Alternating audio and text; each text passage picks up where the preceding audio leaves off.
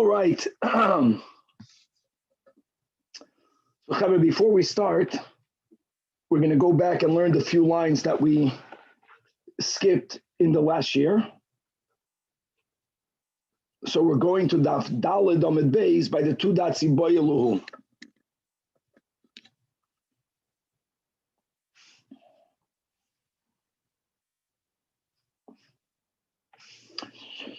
The Gemara continues now, especially since we had a svara on top of the Amid that Hakoil Chaverim Eitzel Bedikas Chametz, and as we said that the chiyuv of Bedikas Chametz is put upon the person who owned that property when the Zman HaChiyuv began, which is the night going into the 14th. So now asks the Gemara, they ask the following inquiry. Hamaskel bayis lechaveiroi, if a person rented a home and it was becheskas baduk, says the renter was under the presumption that the house was already checked for chametz, and then he discovers she'ein baduk, that the house indeed did not yet undergo a bedikas chametz. Mahu, what's the question? Mi havik mekachtos aloin. Do we say that this is considered a mistaken transaction, and therefore the renter can automatically back out from it, or this is not grounds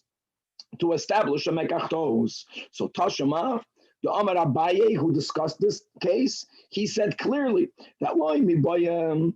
There's no need to say ba'asra delo yahavu agra ubatkoi, that in a place where each person does bedika by themselves. In other words, it's not you pay someone to do it, but you do it hands-on. That's for sure. That the person may not back out of the agreement, that you cannot say that it's a mekachtos because of the rule. The people want to fulfill a mitzvah by themselves. And therefore, says Rashi, even if the person would have known that it was not examined, wouldn't have bothered him. He would not have backed out. Ella, back in the Gemara, even in locations where the minig is that people pay others. People pay a service for others to do their bedikas chametz, which means that now that you discovered that your presumption was wrong and the house indeed was not checked, you now will be out of pocket. It's going to cost you money. And maybe you can argue, well, that gives you the right to say mekachtos. Nevertheless, says Abaye, that you may not back out because the nicholele initially kayume mitzvah b'memoyne, that people actually desire for their money to be used in the fulfillment of a mitzvah. And like Rashi writes, a few lines at the end of the narrow lines, afilu ba'asra, the nehigi kol b'nei ho'ir liskor boitkin kolish b'beisoi. The ikahashte chesron kis afilohache, says Rashi, I have a yodilei esmodilei badik loy have a haderbe, because the nichalei and the line under the Gemara, I v'hadik haderbe. Now he wants to back out. He's using this as a teretz. He's using this as an excuse. Mishumil sachritehi. The ashkach beisa yachrita the shapira minei. Maybe he found a nicer house and he's finding a justification, and we do not allow him to use this as a justification. Now, my friends, just to know that this concept, the nichalei leinish l'chayume mitzvah b'memoyne, is actually used halacha l'maisa. For example, if you go into a shul and you forgot to bring your talis and tefillin, and someone else's talis and tefillin is there, obviously, if you are able to ask them for permission because they are there, you have to ask them for permission. But if you cannot, then you are allowed to use it because of this rule, the nichalei leinish l'chayume mitzvah b'memoyne, as long as it says in Shulchan Aruch, you wrap up the tefillin, you fold up the talis, and then you wrap up the tefillin the way you found it. Givaldik. All right, that was that. Chevra, I'm sorry about that skipping over. As our Pesach, this is the second time we did it. And now we're going to start on today's daf. Chevra, we left off, I think it was 9 lines from the top of the Amid. Which Amid, please? Daf Hey.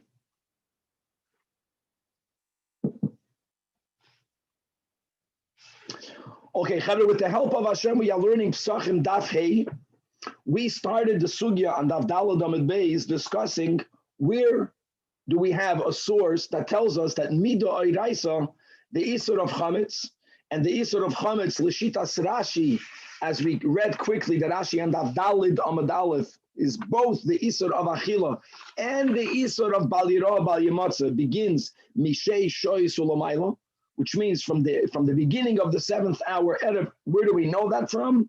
And we concluded in the last year the first response, which was Abaye. We're going to continue to learn many other sources for the same halacha.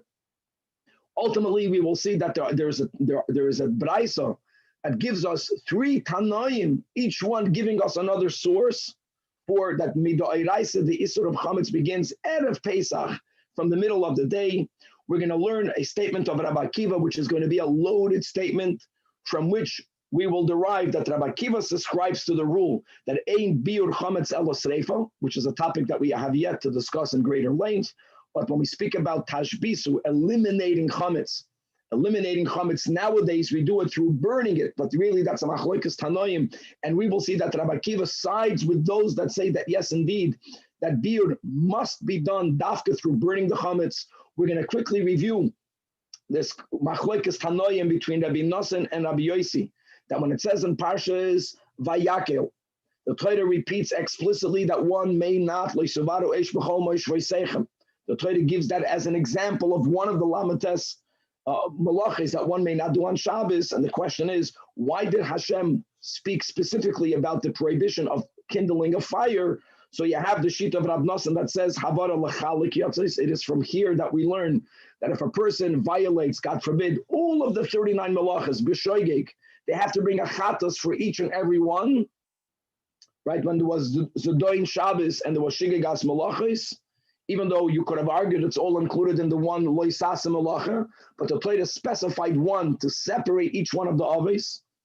You have Rabbi Yossi that says that the reason why the Eivishter tells us not to kindle a fire on Shabbos is because God is actually making this not an av. He's downgrading the prohibition from an av into only a lav, which means the punishment is not going to be the same. For a lav, you get malchus. For breaking Shabbos, God forbid, b'shoigeg chatas, b'mezid, skila, and kadis. We're also going to learn Shitas Rabbi Akiva is that we don't say mitoich shehutra havara l'tzoyrech hutra nami shaloi l'tzoyrech, which is the way we paskin. That on Yom Tov, the Torah explicitly writes that you can do malachos to prepare food. But then we also have the Shita, which is the way we paskin, that anything that may be done for food preparation may also be done even when it's not connected to food preparation. Rabbi Akiva, we will see, does not subscribe to that. We're going to have a lengthy brais on Daf Yomid Beis that's going to speak about the law of Bal Yirah, of Bal Yamatzah, where we do apply it, where we do not apply it. That's going to take up a big part of Daf Yomid Beis, and then we're going to begin to expound piece by piece that braisa, some of which needs to be explained, because learning it superficially will actually render it very difficult. There'll be contradictions, there'll be questions, and we will unpackage it. Including in the unpackaging of the Braisa, we will learn the following concept, that whenever you are mekabel achrayis for someone else's property, that means if someone else entrusts you with something, and if you were to lose it, you have to compensate, you have to pay. As far as Pesach is concerned, as far as the Isur of you may not own your chametz on Pesach, it's already considered your chametz, even though it's really not yours. Even though if it's be'en, you'll just give it back to the owner. But since if in the case where if it's going to get lost or stolen or whatever, you have to compensate, it's considered yours. This might be linked with the sugya of davar hagoyrim lamamin, yes kamamin dami, not kamamin dami, and chevra a lot more. So let us start again on Daf Yomid Aleph at the end, mamash at the end of the 9th line from the top of the Amid. Okay. Baruch atah Adonai Eloheinu malachim shakol yimidvar. Says the Gemara, back the question is, we are looking for a source from where it's clear that the Isur of Chametz does not begin with the beginning of Pesach. It's not a 7-day prohibition. No, it's 7 days and a half a day. It begins actually a day prior, not from the night, not from the morning, something very unusual, but from the middle of the day, mid'oiraisa. The Vei Rabbi Yishmael Tanach. There they taught the following brayso. That Motzinu Yudalid Shenikra Rishon. We have a precedent that the 14th day is referred to in the Torah by the first day, Rishon.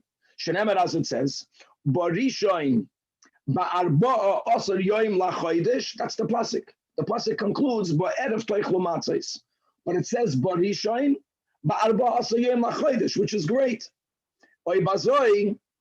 Let's remind ourselves of the pasuk that we quoted on Daf Daled Amud Beis when it says in Parshas Voy, Ach bayoim harishoin tashbisu so'er miboteichem. So bayoim harishoin actually means the 14th day. Now again, we can go through the same thing. So maybe the whole 14th day. So we're going to use that ach chilek. But we don't need to have the stira that Abaye brought between the two psukim of Shivas Yamim, Ach Bayom Harishoin. Pasha, the fact that we find one other time that the word Barishon is referring to the 14th, that allows us to teach the Ach Bayom Harishoin also in reference to Yom Yudalid, which is the day prior to the Yom Tov of Pesach. Rav Nachman by Yitzchak Amar, he says Bachlal. He says that the word Rishon de Meikara Mashma, the word Rishon, right, implies the day prior. Anayataich. How do I know that? The Amarkra, when it says in Iyuv that Harishain Adam Tivaleit, what he asked him was, were you born prior to Adam?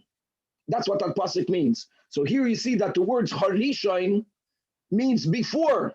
Clear. Oh, so you find out later on in Iyuv, the same thing also here. The word Rishon means a day prior. And now the Gemara is going to jump on that. If we don't need a special proof, the way Abaya had a stira here in Pashas Pesach, the way Devei Rabbi Shmuel brought, at least Benegeya, the dinim of Pesach, Barishon ba'arba asar. If you're telling me that there's a klal that Rishon means day prior, Elamata Chedram Pashas Emoid, it says, Lakachtem lachem bayoim harishon. This is in reference, my friends, to taking a lulav. If you're telling me that bayoim harishon means the day prior, is hachinami rishon demikara mashma. What are you telling me, that you have to take the lulav a day prior to Sukkot? So the Gemara says no. There's a reason why we can't say it that way, because Shan Hassan Dichsiv, in that same pasuk, Usmachtem lefnei Hashem Elokeichem shivas yamim, 7 days, rejoice 7 days, ma shvi lachag. So when you speak about rejoicing for 7 days, so when do you begin counting it? When is the 7th day? The 7th day is the last day from the first day, not the last day from the day prior. So if the 7th is the 7th from Tesvav, so then the first must refer to the first, which the first meaning the 15th and not the 14th. Interestingly, there's a special link. Benegeya Lulav here recording the concept of Simcha. Hachinami frekti Gemara, it also says, Ach bayoim harishon tashbisu, shivas yomim matzois toichelu, shivas yomim, and we know that the eating of matzah really begins on the first day. It goes for 7 days. It doesn't begin from Erev. We may not, right? We don't eat matzah the day prior. So the Gemara says, you're right. If the Torah only you would have used the words Rishon, I'm not going to say that Rishon means the day prior, but here there's an extra hey. Imkei nichtav kra Rishon. Why does it say Har Rishon? It could have said Ach biyoim Rishon. Har Rishon shmamina lichada amarin. Har Rishon means the day prior. But let's come back now to Sukkot. So again, asks the Gemara, Ihachi Hasam Nami. It says Ulakachtem lachem bayoim. This is Benegei Lulav. It doesn't say Bayoim Rishon. It says Bayoim Harishon. Hasam Nami Harishon Lamali. Number one. Number two, aside of Lulav, let me ask you Akasha Benegei Sukkot. So Hasam, it says also in Parshas Emoy, but regarding the mitzvah of sitting in a sukkah, Bayoim Harishon. Shabbosin, Ubayoim Hashmini Yom Tov Sukkos, Ubayom Hashmini Shabbosin, that's the Isur of Asiyas Malacha. So, Eimer, are you telling me that since the Torah uses the extra hey, Rishon de Meikara Mashma, that the Isur of Asiyas Malacha will begin Erev Sukkos? We don't have such a thing. So the Gemara says, hold on. There by Sukkah is Shani Hasam, since the Amar Kra Ubayoim Hashmini Shabbosin, the 8th day is referring to Shmini Atzeres. So, Ma Shmini the Chag, we know the 8th day. You have to begin counting from somewhere. And the count towards the 8th day begins on the first day. The 8th day is like we know, the 8th day from the first day. So there also, if the 8th means the 8th from the 15th, so the first is the 15th. But the problem is, okay, I got it. But if a hay normally means a day prior, then why did Hashem use the extra hay? Then Harishain Lamali, if normally hay implies day prior, there it is. We have an answer. If not for the hay, one might have thought that that you may not do malacha, not only not on the first and not on the eighth. The Isur of the Yom Tov Diki, you can't work, is throughout the whole Yom Tov. So it's to exclude only on Harishain, not the day afterwards. So the Gemara counters, no. I don't need the extra hay. The fact that Torah says, like we just quoted the pasuk, that by Yom Harishain or by Yom Hashmini, that itself implies that only on the first and on the eighth may you not work, but all of the days in between, right? The type of Isur Malacha that we have on Yom Tov, Taka doesn't go on Chol HaMoed. So the Gemara says, no, it's there's a vav. And the rule is vav is Ma'asav Aliyah and Rishain. So one might have thought, if not for the exclusion which we learned from the hay,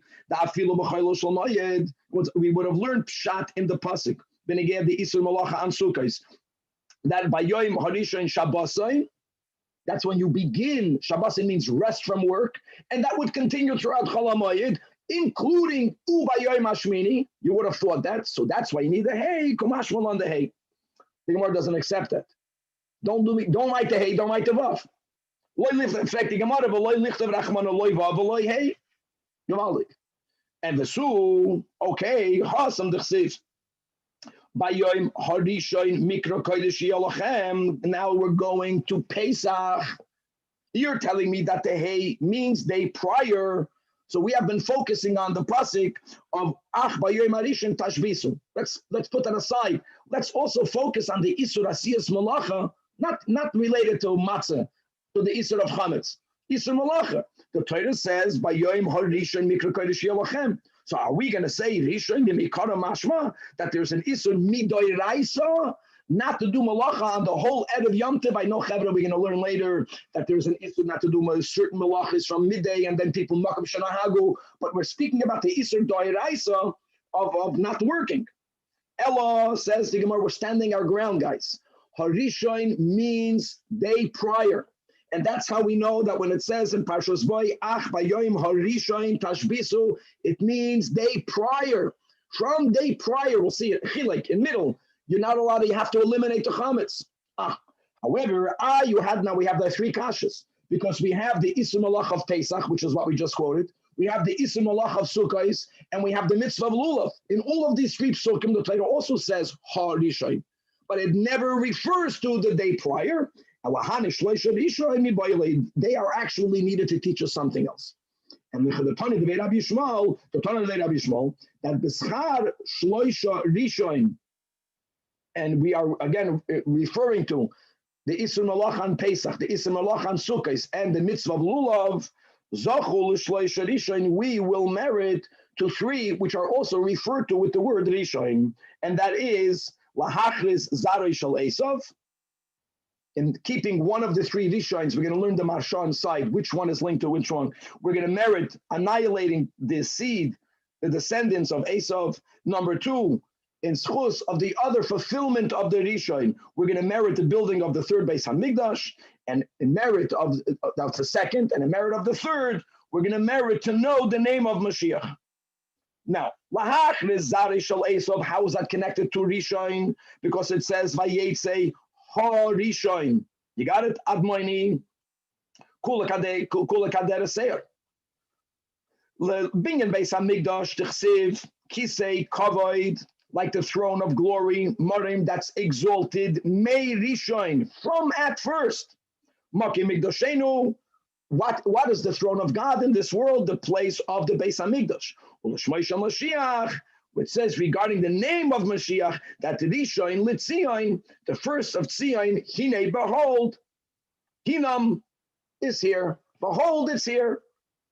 Now I'm going to quickly go for those of us who have in the back the Mashra Chadushe Agados, and he further expounds the link between these three Rishoins to those three Rishoins. Says the Mashra like this, that Zachol Shleish Chuli Ho Inyan Mevur Kitam Hashvisa BePesach Shenemar by Harishoin we're speaking about the first tradition is referring to the Isur Malacha on Pesach.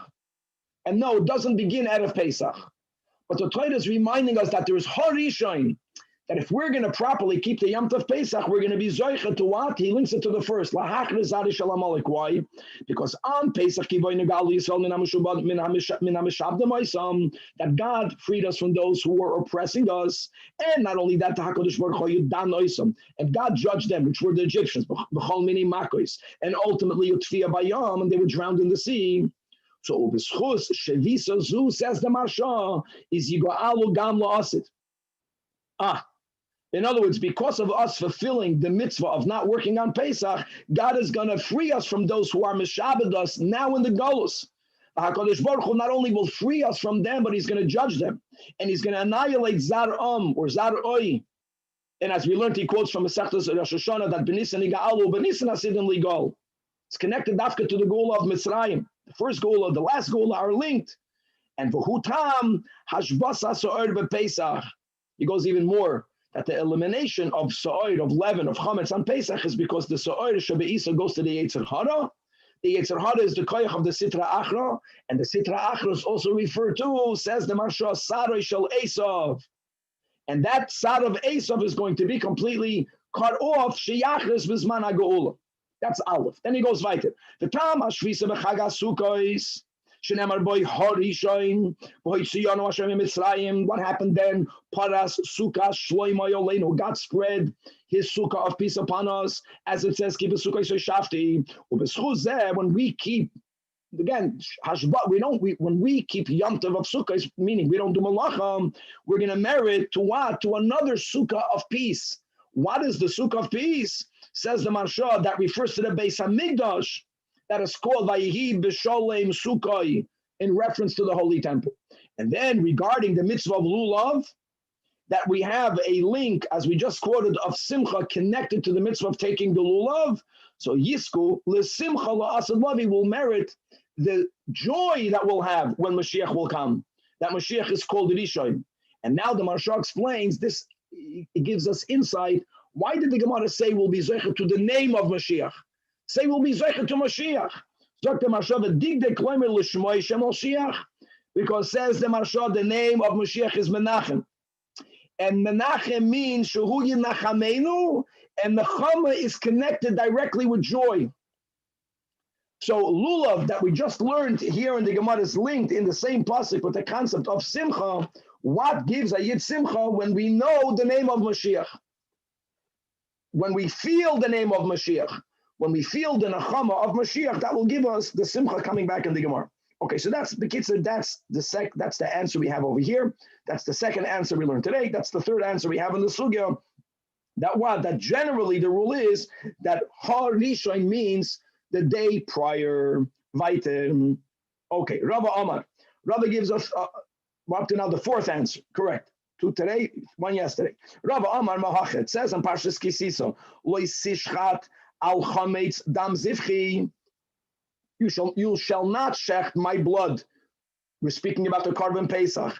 While you are in possession of Chametz, that's Gavaldik. Clearly, we're not allowed to own Chametz when we shecht the Korban Pesach. Now, and from when can we shech the Korban Pesach? Who knows the answer? Well, we know that we really shech the Korban Pesach after Tamid Shel Bein Harbayim. But that's only lechatchila. But one may shech the Korban Pesach the moment it's already in the beginning of the afternoon. Now, there's a lot of nuances that we have to work out. Let's see if we can kaparayin Rashi here in the middle of the Amid. Leisishchat al Chametz, says Rashi, Ushchitas Pesach Zmana Mitchila Sheva. From the beginning of the seventh hour. That means a moment into the afternoon. Shehu Bein Harbayim, because that's already called Bein Harbayim. When the sun is going a little bit more towards the west, and this is what we will learn, God willing, in Perek Amalahem Hamamuna, which is in Masechtas Yuma. And listen to the words we will learn there. That Soloisai, that Avraham, that the prayer of Avraham, over there we're going to learn that the prayer of Avraham, for whatever reason, is specifically referring to Mincha.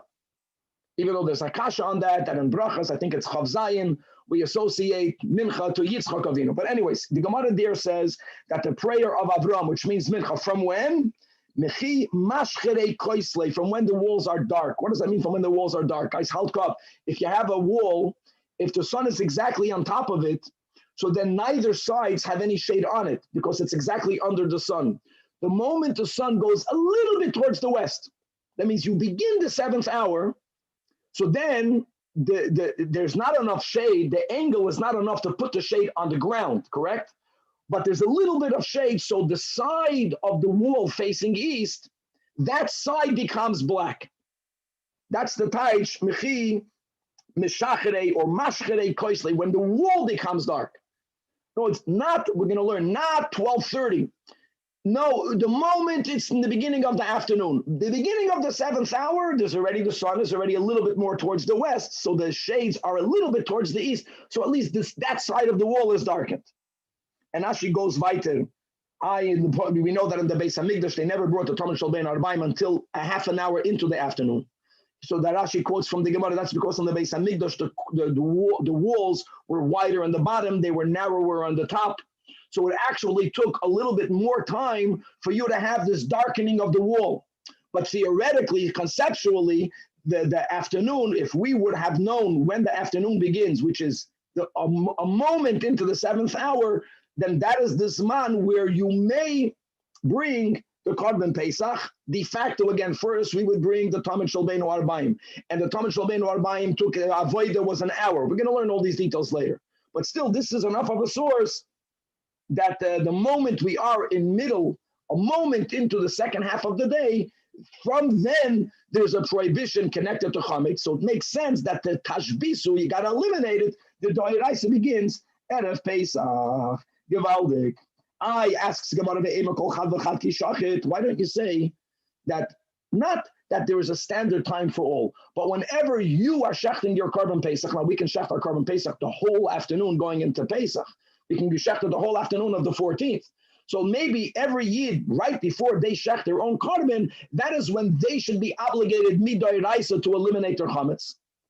It should be like a personal zman, depending on when you are bringing your Korban. So the Gemara rejects that. We say, no, it makes sense that Zman Shchita Amar Rachmana. The Torah is not referring to you individually, but the Torah is referring to the time from when everyone theoretically can bring it. I'm saying theoretically because, first of all, no one can bring it all at the same time.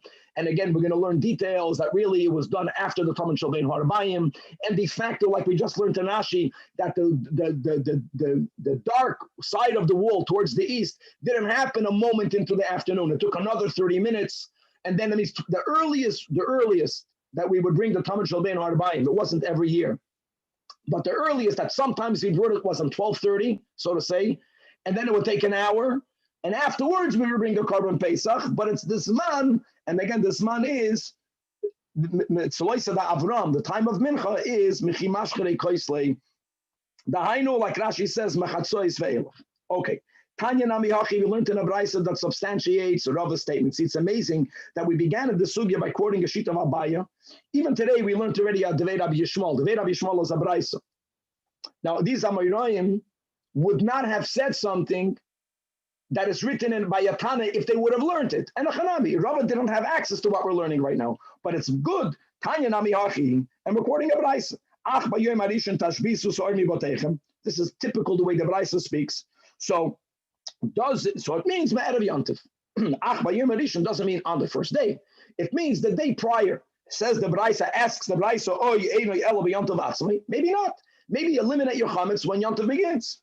So Talmud loymar, Loy sishchat al chametz dam zivchi, which means loy sishchat es ha Pesach va'adayin chametz kayim divrei Rabbi Yishmael. Beautiful. So we have a Devei Rabbi Yishmael Tana, and now we have Rabbi Yishmael himself, that this was his limud later said by Rava. Now we're going to learn another Tana.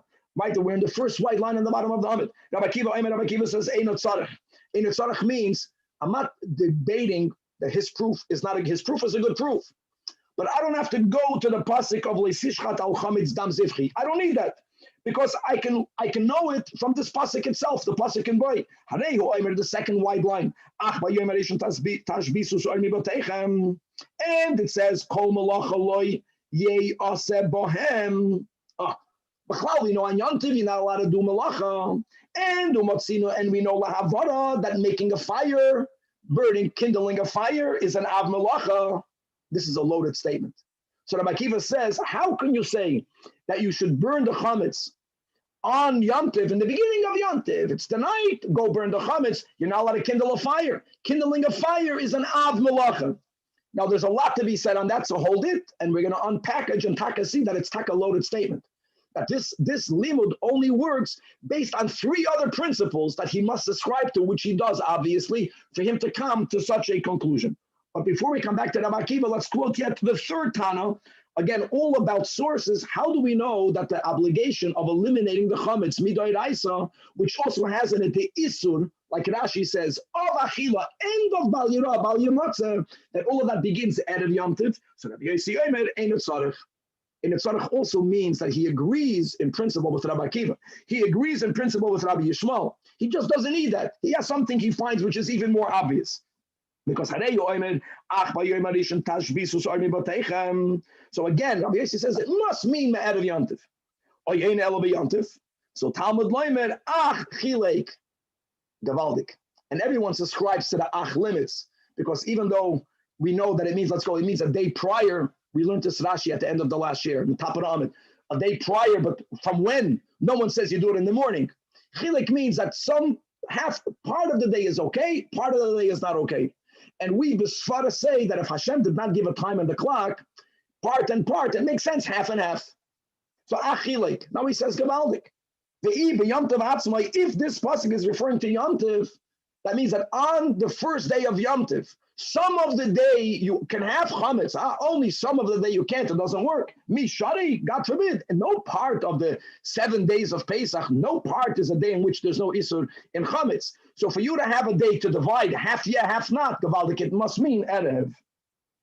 And maybe Taka say you could eat. Where do you know that you can't eat it for 7 days? So we're going back to what we learned, but Abaya brought, again, it's beautiful. Maybe the Gemara is being not manamis. Clearly, Abaya also didn't know this Braisa, because part of what he said is written in the Braisa. The whole limud was not needed. We have these three Tanoim, but this that we learned on top of the Amid. Ha'iskash, hashbosha, so'oir, lachilas chametz. And achilas chametz, lachilas matzah. And we have a pasuk, ba'erev toichlu matzahs.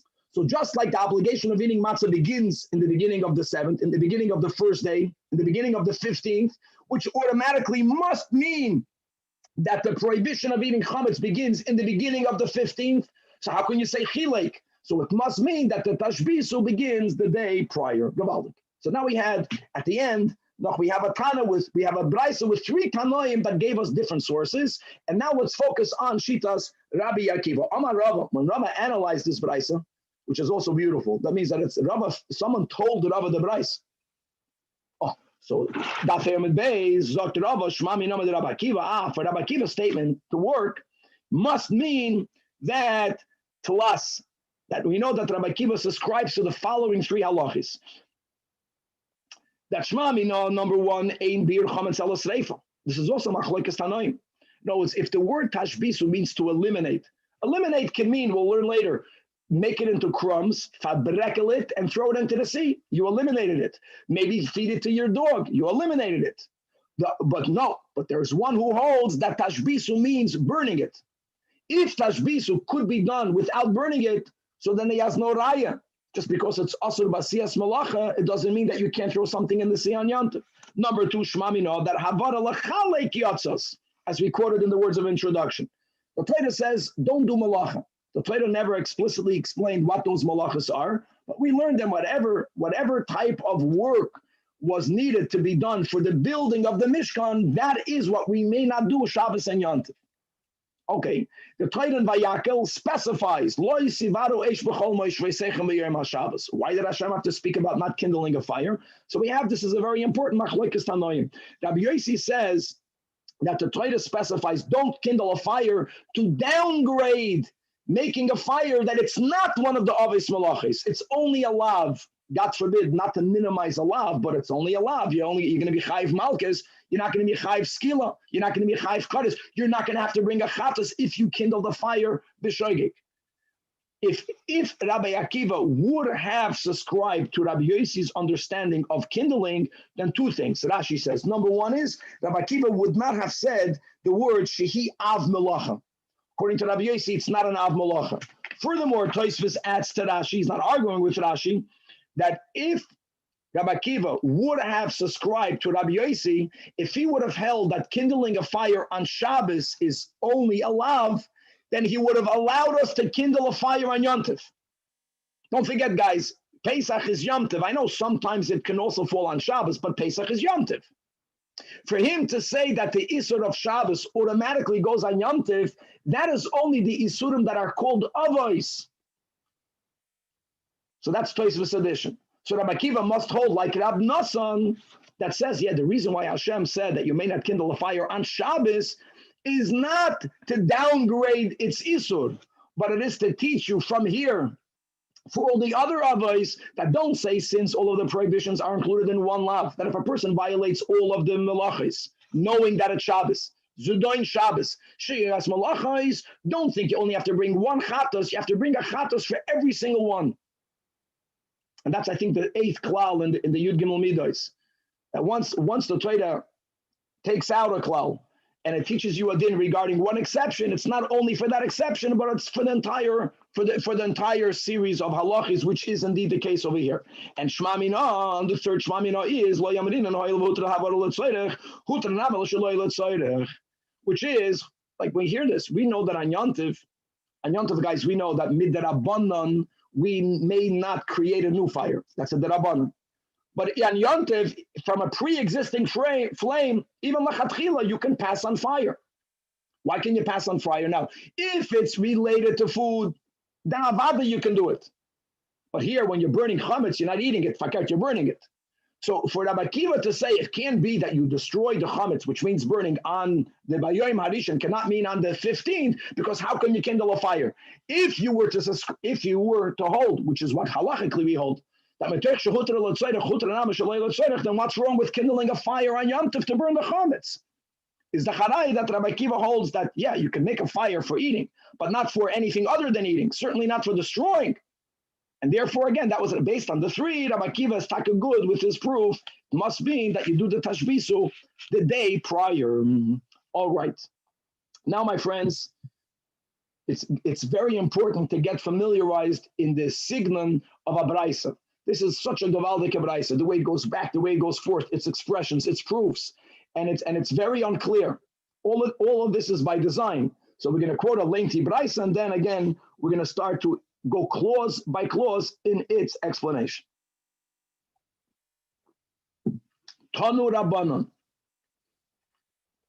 So now that we established that the Isur begins prior, but what Isur? Now, Isur of eating is clear. Don't eat. Klor. Especially L'shitas Rashi, that the Isur is not only not to eat, noch beginning Erev, it's also Bal Yeira'eh, literally means it shall not be seen. Bal Yematzah means it shall not be found. Let's analyze what exactly does that mean. What type of chametz is it referring to? So says the Brais. It says in Parshas, now interestingly in Parshas Boy, there are two places where the Torah speaks about these Isurim. One is in the general, HaChodesh Hazeh Lachem Rosh Chodashim, and then guys, we say this every day with Rabbeinu Tam Tefilla. And then we also speak about the Isurim of Bal Yirah, Bal Yematzah in Parshas Kadeshli, towards the end of Kadeshli. So let's go to Psukim. Tzivas Yomim So'or Lo Yimatzei Bivotechem. Now what's beautiful is, just to halkah, it doesn't say the word L'cha here. That's going to be very important. L'cha means that you may not, let's say, see yours, that it's normally a exclusionary word, which means you can see someone else's. By lo yematzeh, it doesn't say l'cha. It sounds like it's a broader, can be found. But there's another expression which is limiting, and that is that by the bal yematzeh, it says in your homes. We're going to learn another expression is b'chol givulecha. Now, guys, my home is inside my gevul, but my gevul is broader, right? My boundaries, and my house is more limiting. Oh, so let's go. Lo yematzeh bivotechem. Now, Ma Talmud Leimer asks the Braisa, L'choira, this pasuk is completely extra. superfluous. Why is it extra? Because since Aloi Kfar Nemad, Loi Yeira Lochasa Oir. Now, if you're going to read the brackets, just to know, we should know this by heart, that the order in that pasuk is Lo Yeira V'Lo Yeira Lochachametz, then it says V'Lo Yeira Lochasa Oir. It's not important for the understanding for the Teichen of the Brais. If you read the brackets, just flip to Seder. Oh, now here you don't have Bal Yamatzeh. Here you have the words Yeira'eh, but by Yeira'eh, guys, you have the words L'cha. L'cha means yours you can't see. But you also have the words B'chol Givalecha. Now, B'chol Givalecha means you may not see yours in any of your borders or in any of your boundaries. My house is inside my Gavul. So again, L'chayra, I already gave away the L'cha without the L'cha, but L'chayra you already have over there. If it's B'chol Givalecha, which is bigger, which is wider, which is more encompassing, so why do you need to have the Bal Yamatzeh? That's the kasha of the Braisa. Answers the Braisa. Because there you have the word L'cha. It says B'chol Givalecha, but you have the L'cha. And what do we exclude? Akula, what do we take out of the Isra of Bal Yirah? Shalcha Yataraya. But the Abel Ataraya Shal Achedim. Guys, Achedim means from Goyim. That you are allowed to see chametz that belongs to the Goy, even though it's in your house. Likewise, the Shel Gavoya Lahavdil. That means if you have food that belongs to the Beis Hamikdash, you are magdish it. It's not yours. And it's in your house. It's not yours. There is no Isser. You're not violating Bal Yirah because it's not L'cha. So when you learn the L'cha, B'chol Givalecha is broader. In more area you may not see, but you only may not see yours. So therefore, based on that, you might have thought, Yochel Yatmin, that what happens if you own chametz, but you hide it? What happens when you hide the chametz? You cannot see it. Is it found? Yes, found. It's there, but you're not seeing it. Put it in a cubby, put it in a closet, right? If you only would have had the lo yirah, and you would have thought that if you hide your own chametz, or what happens? V'yikabel pigdoinos min anachri. Can I accept a deposit from a goy? Here we're going to have a stira right away. We just said that you are allowed to see from a nachri. Shalacheda means of a nachri. I know that everyone jumps on that. The Gemara is going to explain that. But here we're going. But you would have thought, had you only had the pasuk that the lo yedor lacham, you would have thought that you are allowed to be mekabel a deposit from a day because it's not yours. It's in your house, but it's not yours. That's why the Torah needed to say the issue of lo yimatzei. Lo yimatzei includes both. And here's the key, my friends. By the pasuk lo yimatzei, it does not say lecha. It says so. Or lo yimatzei b'votecha. There's a stira. Could you have from a goy? Could you not have from a goy? We'll clarify that soon in the Gemara. Now let's go weiter in the Brais. Einli ela benachri, the Havamina. And according to one opinion, Einli ela benachri means we are referring to that chametz of a nachri that you may not have. That you would think that when may you not have chametz of a nachri, that's only shaloi kibashli, when you don't dominate him. Dominating the nachri means that this man that we have the koyach in Eretz Yisrael, what goyim were allowed to live in the Holy Land? Only those who were makabel sheva mitzvahs b'nei noyach. And those goyim were, so to say, under our dominion. In a good way, they were under our influence. So you would think that the Isur is only the nachri sheloi kibashti. You may not have the chametz of a goy who you do not dominate. Or you may not have chametz from a goy that doesn't live with you in the same chatzir. But you might have thought that nachri that you dominate or the nachri that lives with you in the chatzir means he's closer to you. You would think that it's mutter. I know I'm saying words which are the words of the Baraisa, but the Gemara is going to ask. You would think the opposite. The closer someone is with you, then the more it makes sense that you may not have his chametz because they live with you, or he's, there's a certain closeness. The farther someone is away from you, then the less yours it is. Fakert. No, the Baraisa should have said this in the reverse. The Gemara is going to ask that. But let's just get the words. You would think that will be permitted. So Nachamol, it says, Lo Yamatzeh B'Votechem, even that goys is not allowed. How do you learn it from the new Lo Yamatzeh? We're going to see in the Gemara. We're not done yet. By the Lo Yamatzeh, it says B'Votechem. Bevotechem is limiting the isur. So ainly yellow shebevotechem. Shebevotechem means it's close to you. It's in your house. How do you know that chametz that you might have in a boy, or right in a pit, or b'shichin, or in ditches, or b'ma'aris in caves, caverns, minayin, that you also may not have it? So by the lo yeira'eh, the Torah goes from the words bevotechem to b'chol gevalecha. Even b'chol gevalecha it's asur. But still, the Brais is not happy. V'adayin ani omer bevotechem. You'll be over mishum bal yirah bal yamatzem ubal yatmin ubal yichalo pigdonis min anachri. Right, but maybe bigvulin, the gevulecha is written by the lo yirah, and by the lo yirah the Torah writes lecha limits the isur. But maybe bigvulin only shel cha'i atoroya, aval atoroya shel achedim v'shel gevoya, which is taka what we learned. But minayin litin es amar shel zeh v'shel zeh. Oh, so for that the Braisa answers Talmud loimer so'or l'gzeira shava. That it says so'or by button. It says so'or by quoting the pasuk so'or le'matzav v'votechem. It says the other word so'or by bigvulecha, which is by the lo yirah. So why do we learn one from the other? That the stringencies and the leniencies from each one goes to the other. Ma so'or ha'amar b'button is oiver mishum bal yirah bal yamatzah. And not only that, because since we don't have the words lecha. No, we have the ubal yatmin. Bal yatmin means exactly. We don't have the words lo yirah, lo yamatzeh. Lo yirah means maybe you can hide it. But the lo yamatzeh, right, which is bivotechem, includes you may not even hide it because it's found, it's there. And likewise, the lo yamatzeh does not allow you to be mekabel the pikadon of a nachi. So we learn the chumras from that afsoid.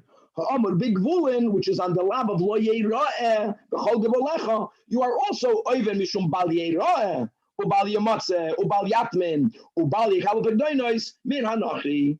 So the chumras that we find from the pasuk lo yamatzeh is going to be carried over to the bal yeira'eh, and likewise, umasa oiram bigvulin. What's the kula there? There's a leniency. Is shalcha yatoroya. There is a leniency, and we do a aval atoroya shalachedim. You are allowed to have chametz that belongs to a goy. Let's put the contradiction aside for a moment. You are allowed to have chametz if it belongs to gavaya, to the one up high, to hegdish. You're not even a bal yirah because of the lecha. So even though the Torah doesn't say the word lecha there, the leniency is passed over as well. We also say regarding the bal yirah matzah that shalcha yatoroya, aval atoroya shalachedim v'shel gavaya. So the chumras of one go on the other, and the leniencies of one go on the other one as well. And now that we quoted the Braisa, let's unpackage it. It says the Gemara, the master, the Tanach taught us. Right, we're focusing first on that. That the Havamina is, you would think that the Isur, guys, of Bal Yamatzeh, which includes you may not accept a pikadon of a goy, you're even on Bal Yamatzeh, is only if the goy is farther from you, farther meaning not in space, but he did not accept Sheva Mitzvahs B'nai Noach. He's not being dominated by you. Or maybe it's Asur only when he does not live with you in the same Chatzar. Imagine, it's Asur. But if there's a Nachri Shekibashtoi, or a Nachri that lives with you in the same Chatzar, how would you know that it's Asur as well? Well, Talmud Leimer answers the Braisa Lo Yimatzeh. Before we see how the answer answers the question, but the Gemara, that's a lashon here. Klapalaya, punkt verkehrt. Klapalaya literally means to which way are you pointing? You're going in the wrong direction. It should have been the opposite. When we learn about an isur, it makes sense that someone who's closer to me, having that person's chametz is more problematic. The farther someone is away from me, the less shaychos I have with him. So then maybe if you have a havamina that something should be permitted, that is what should be permitted. So indeed, because of the kasher, Amar Abaye, this happens sometimes, we have to flip the havamina of the Brais. However, not the way we learn Pshat, that you would think goes on the Isser. No, you would think goes on the Heter. We did say in the beginning, from the Lecha, the lacha is a lenient word. The isur is only when it's lacha. That shalacha yataroya. But yes, ataroya shalachedim. And achedim goes to a goy. Yes, you are allowed to have chametz that belongs to Gavoya, to the Eibishter, in your house. So regarding the achedim, the kula, here the Brais is saying, maybe you are allowed to have from a goy if you have nothing to do with him. You never dominated him. He's not makabel shava mitzvahs b'nei noyach. He's a bona fide non-Jew. Or if the goy b'chlal doesn't live near you, like such a chametz you would never touch. The ein shariyim chavachatz. But maybe only there, yes, you are allowed to have it. You would have thought, that's the Braisa's Havamina, that Nachri Sheki Bashtoi, or the Sharim Chabachatze Minayin, that even the chametz of such a guy is permitted to be with you on the Chatzer. So we're looking for a pasuk that says it's allowed, right? This is Gavaldik. So Talmud Leimer should have been a response to prove that it's allowed. But now, according to Rava, that's saying loy tepach, atkan gavaldik, it fits. But now the answer of the Brais is weiter akasha. So Talmud loymer lo yematzei. You know what lo yematzei means? Taka, you may not have it. How do I know that something is permitted? Talmud loymer, it's not permitted. Now, says the Gemara, how do you learn that? But hai tana, according to Rava, mahadra hai teda. If it's going on the Reisha, so he's looking for a verse that will allow even something that you might have thought is prohibited. And the Nasim Lakran, that is Talmud Leimer, Bal Yamatzei, Le'isura. Again, Bal Yamatzei, as we explained, the difference between Bal Yamatzei and Bal Yirah is that by the Bal Yamatzei, it does not say Lacha. And therefore, if Lacha is a leniency, Lacha means only yours may not be seen. So the Gemara says, no, you don't understand the answer of the Braisa. I'm going to find for you a lacha by the Bal Yamatzei. Mishum shenemar lacha lacha. Here you have the famous lacha lacha today's in there. What's the lacha lacha? Guys, this is Torah Shabbal Peh. So look, let's read it inside Rashi. We have time. This is Gavaldik. You know what Rashi reminds us? That we have a pasuk in Parshas Re'eh that's also speaking about the Isur of Bal Yirah Bal Yamatzei. Says Rashi, again, I'm going 5 lines under the Gemara, that the answer, according to Rava, Bal Yamatzei is also a leniency. V'yazoi, Mishum shenemar, bigvulin, b'so'oir, l'cha l'cha treizimne. Where is that? It says, lo yeira'eh, l'cha, so'oir, b'chol givulecha shivas yamim. Oy gevalt. Now, guys, it doesn't say Bal Yamatzei. It says Bal Yirah. I know that this is in Parshas Re'eh, but the Braisa says Talmud Leimer, right? Bal Yamatzei, and we're saying by the Bal Yamatzei you have a lacha. So look how it works. Literally, it doesn't say Bal Yamatzei. It says Bal Yirah. It says Lo Yirah lachas or b'chol gvulacha shivas yam Parshas Re'eh. However, here's the kasha. Since v'chsid in Parshas Kaddish and Parshas Boy, you know what that does? That makes the pasuk in the A superfluous, extra. So you know what we do? What we do is like this. There's a concept called im einoi inyan teneu le'inyan. If the Torah says something and you can't read it literally because for what we're reading it for, let's say either it doesn't fit or here it's extra, so you have to use it for something else. So the im einoi le'inyan teneu le'inyan, it transforms the pasuk in the A, even though it's written, the literal words is lo yero'eh l'cha sha'or, you have to read it lo yematzei. Now if that pasuk is lo yematzei, that's needed, because we never had the word l'cha by the Bal Yamatzei. So we are going to transform the pasuk in the A into Bal Yamatzei. So now I got 2 lachas. I got not only a lacha by Bal Yirah, which is the whole Braisa, but we are finding, according to Rava, another lenient, exclusionary, kuladika word. The Isur of Bal Yamatzei is only lacha, and never by a goy shalachedem, and never shall gavoyim. You already excluded the goy from the lacha by Bal Yirah. Yeah, like we said. But maybe you would think, like Rava says, when you are allowed to have chametz of a goy if you don't dominate him. Or if you don't, or if he's not living with you, but if he lives with you in the same building, so there's a certain closeness, then maybe his chametz should not be allowed to be in your house. L'cha l'cha, take the lo yira l'cha and parshas re'ei. Im eina inyan, it's when we don't need it. Tenei l'inyan bal yamatzei. Let's go back in the Gemara. And now, now that we explained the back and forth, the two options, Abai and Rava, but now we have this inherent contradiction. Why does the Brisa telling me, am I allowed to have chametz of a guy in my house, or may I not have chametz? Now, no, people are learning the Gemara. Listen, hundreds of years ago, like 300 years ago, when it became common practice to add another tool in our arsenal against chametz. In the times of Chazal, we had two things. We had bedika and biur, and we had bitul. Nowadays, we do mechiras chametz. Now, nowadays, we know already that if the chametz belongs to the guy, where do we leave the chametz? In our homes. It's not exposed in the open, but we know that we can have chametz from a guy in our homes. But this is a psachidish. This is a few hundred years old. But with the Brisa, Mamish is contradicting itself, right? Omar Mar, guys, the first white line on Daf Hey Amud Beis, that Yachol Yatman, you might think, if the Torah only would have says you may not see, lo yirah. So you would think that if it's your chametz, but it's hidden, it says you're not seeing it. Or you might think that the kabel, you should be allowed to be mekabel pedonis min anachim. You can take a deposit from a guy. So that's why the Torah says lo yematzei. It's not just from what it's written, guys. The lo yematzei is excluding, you can't hide it because it's found. The fact that the Torah here does not write lecha, that tells you that even if it's not lecha, you still may not have it, which means you may not take a deposit from a guy.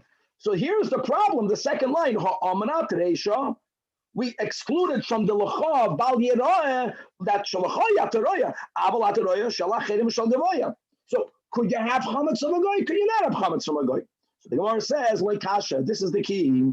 When is it aser ha de kabel alei achrayis? If you take responsibility means it belongs to the guy. But if something is going to happen to it, you have to compensate the guy. If you have to compensate for its loss, as far as Dinei Pesach is concerned, you own it. And when are we allowed to have chametz of a guy in our house? That is only in a case that if something were to happen to it, then we're not responsible to compensate the guy. And when he told them, Baruch Hamira the Bnei Chela mibataychu, the Bnei Chela is that many times the guy enforced that their troops, their soldiers, you have to receive the soldiers as guests in your house. So Rava told the people that live in the city that make sure before Pesach, remove the chametz of those soldiers from your homes. And why is that? Because even the ilu mignav, if that chametz would have gotten stolen, or the ilu mitbid, if it would have gotten lost, then it will be considered yours. Why? Because you have to pay for it.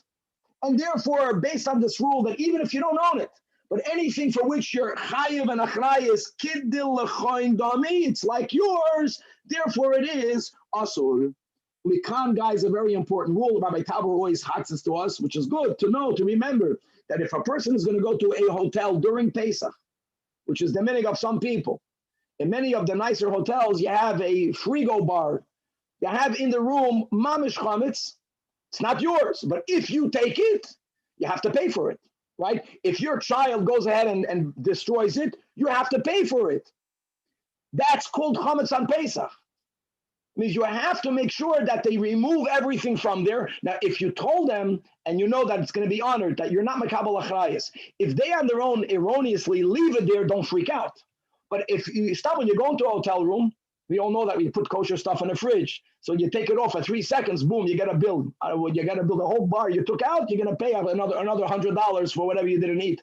Yeah, you'll only get away not paying for it if you give it back to them. If it's lost, you're chayiv and achrayis. Remember that. Now let's chop on another few moments, which we have.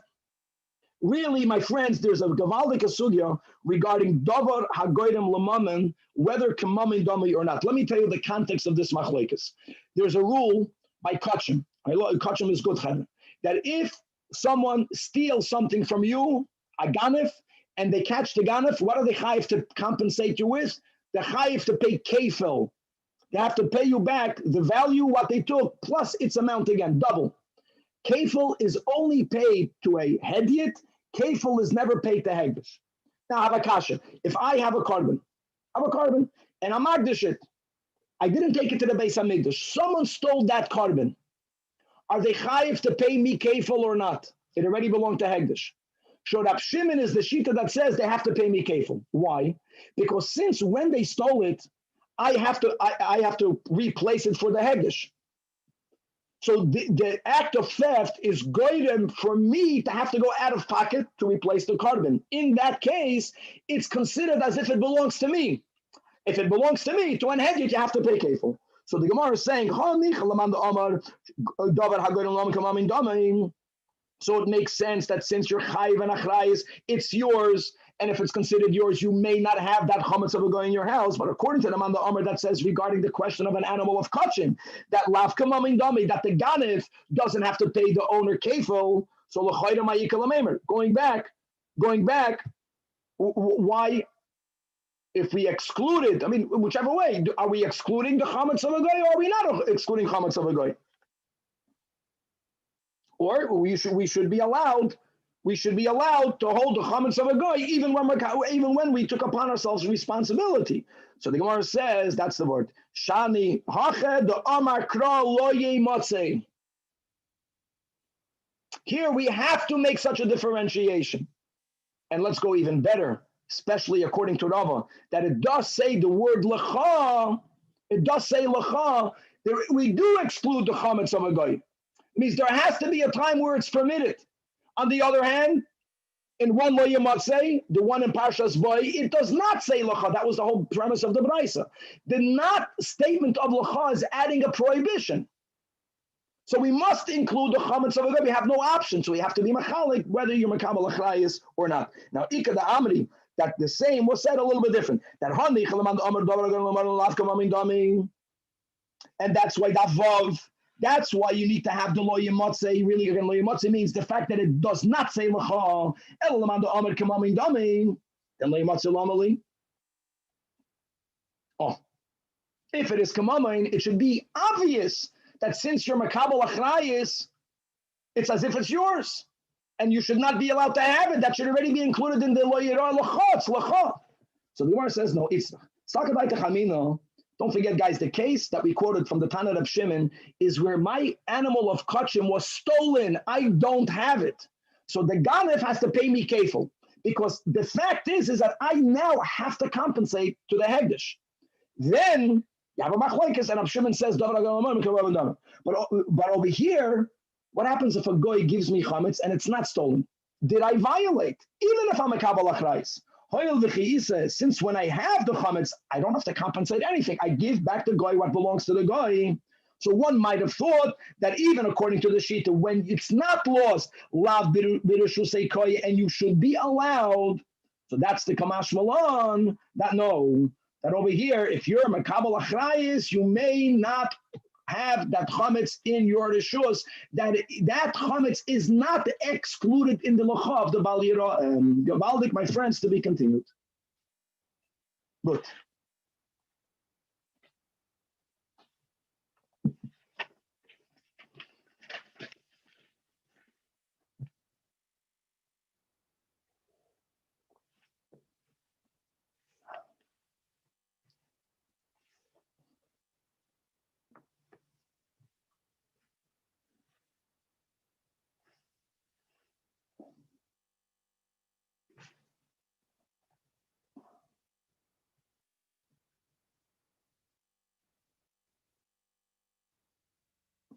All right.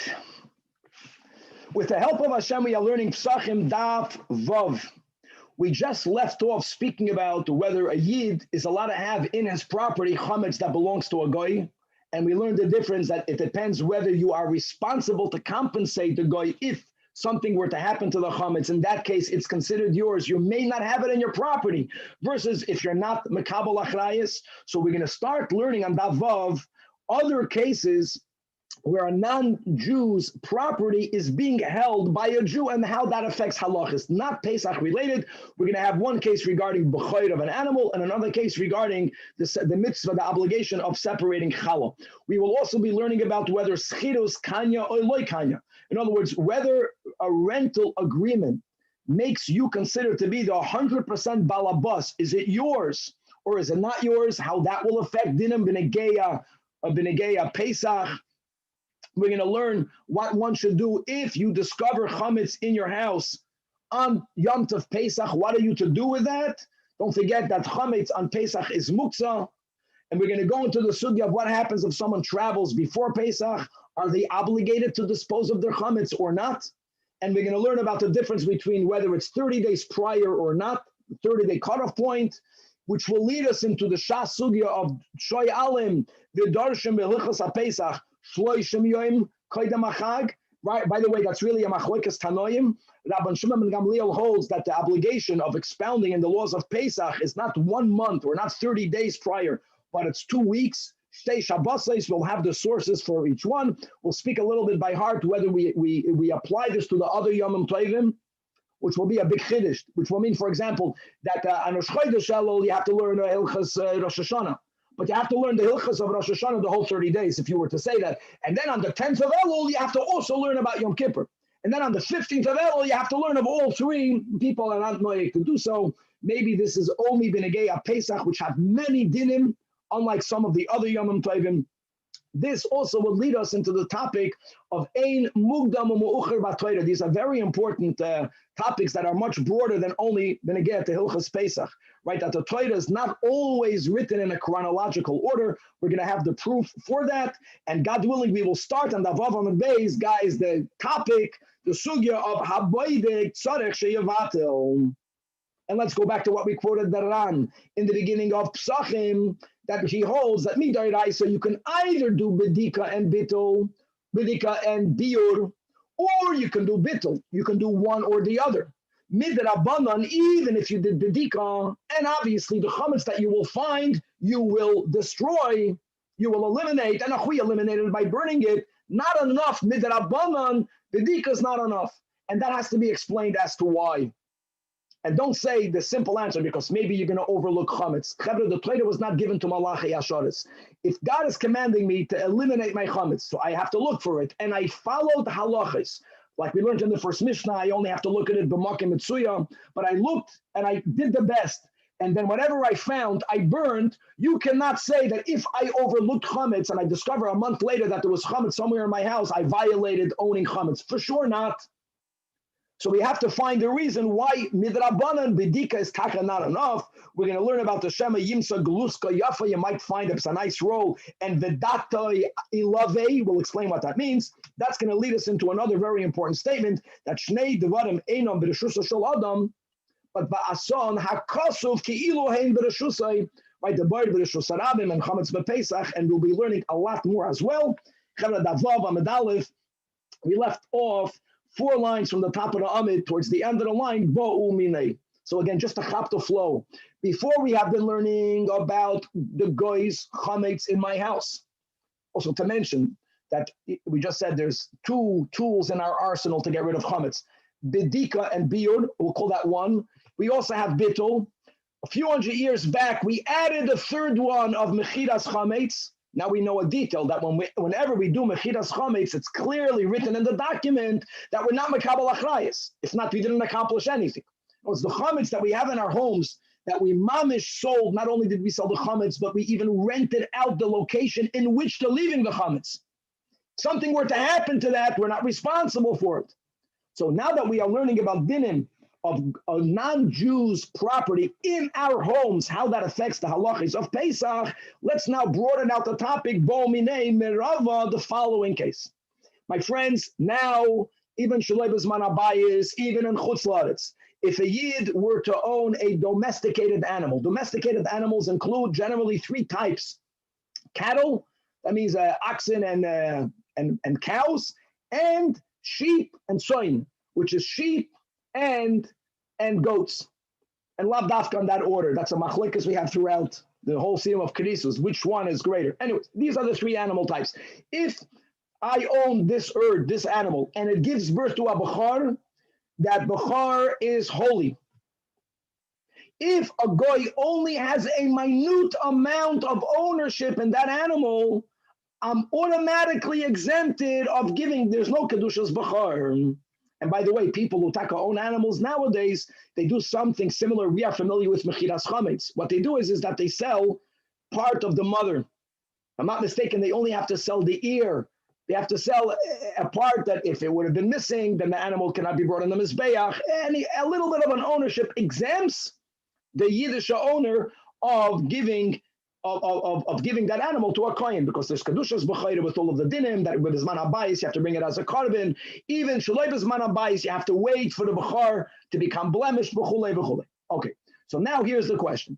There are many times that the government, the type of taxation that they put was not gelt. The government says that from a certain percent of your animals, they could have even focused it on the b'chayrim or not. A certain percent of the animals born to you must be given as a tax to the king, to the government. Is that considered the king is a partner with me now? Is my obligation to pay tax, if the tax is on the animal, will that automatically exempt me from b'chayra? That was the question. Behemas arnuna. Arnuna means animals that are subject to royal tax. Chayevas b'chayra or ein chayevas b'chayra. That's the kash. Look inside the Rashi, 12 lines from the top. Chayevas b'chayra. The kaimulon in the beginning of Masechtas b'chayres. Kol sheyad nachri be'emsa.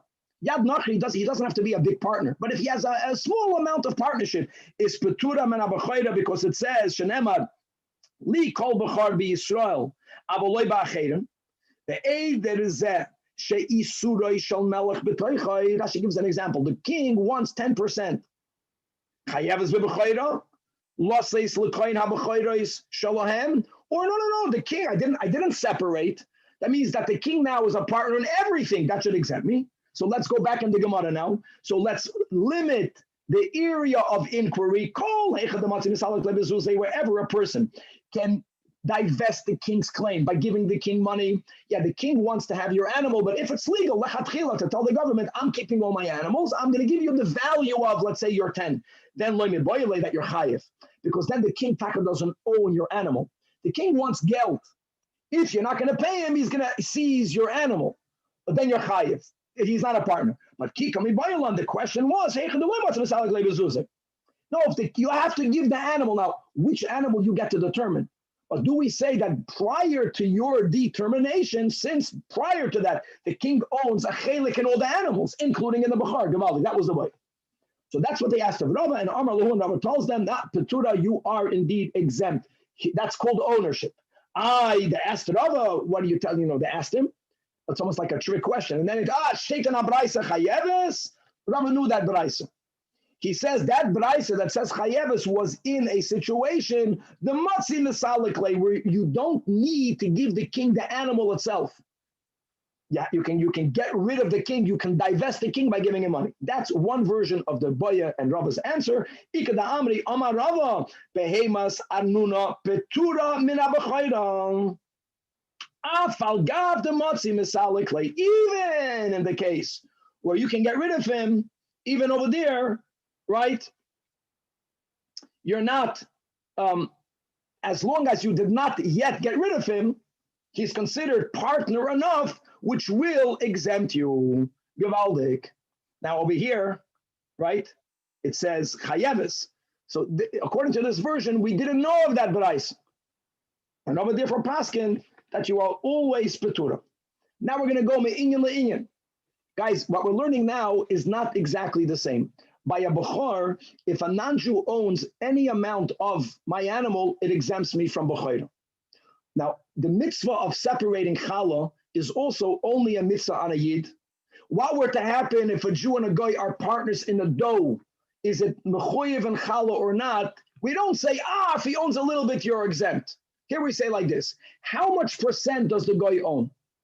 And why is that negeya? We just had this in Eruvin, we'll have this throughout, right? That however the asida so'efa is, we said that we have a doubt whether it's 2.5 pounds, whether it's 5 pounds.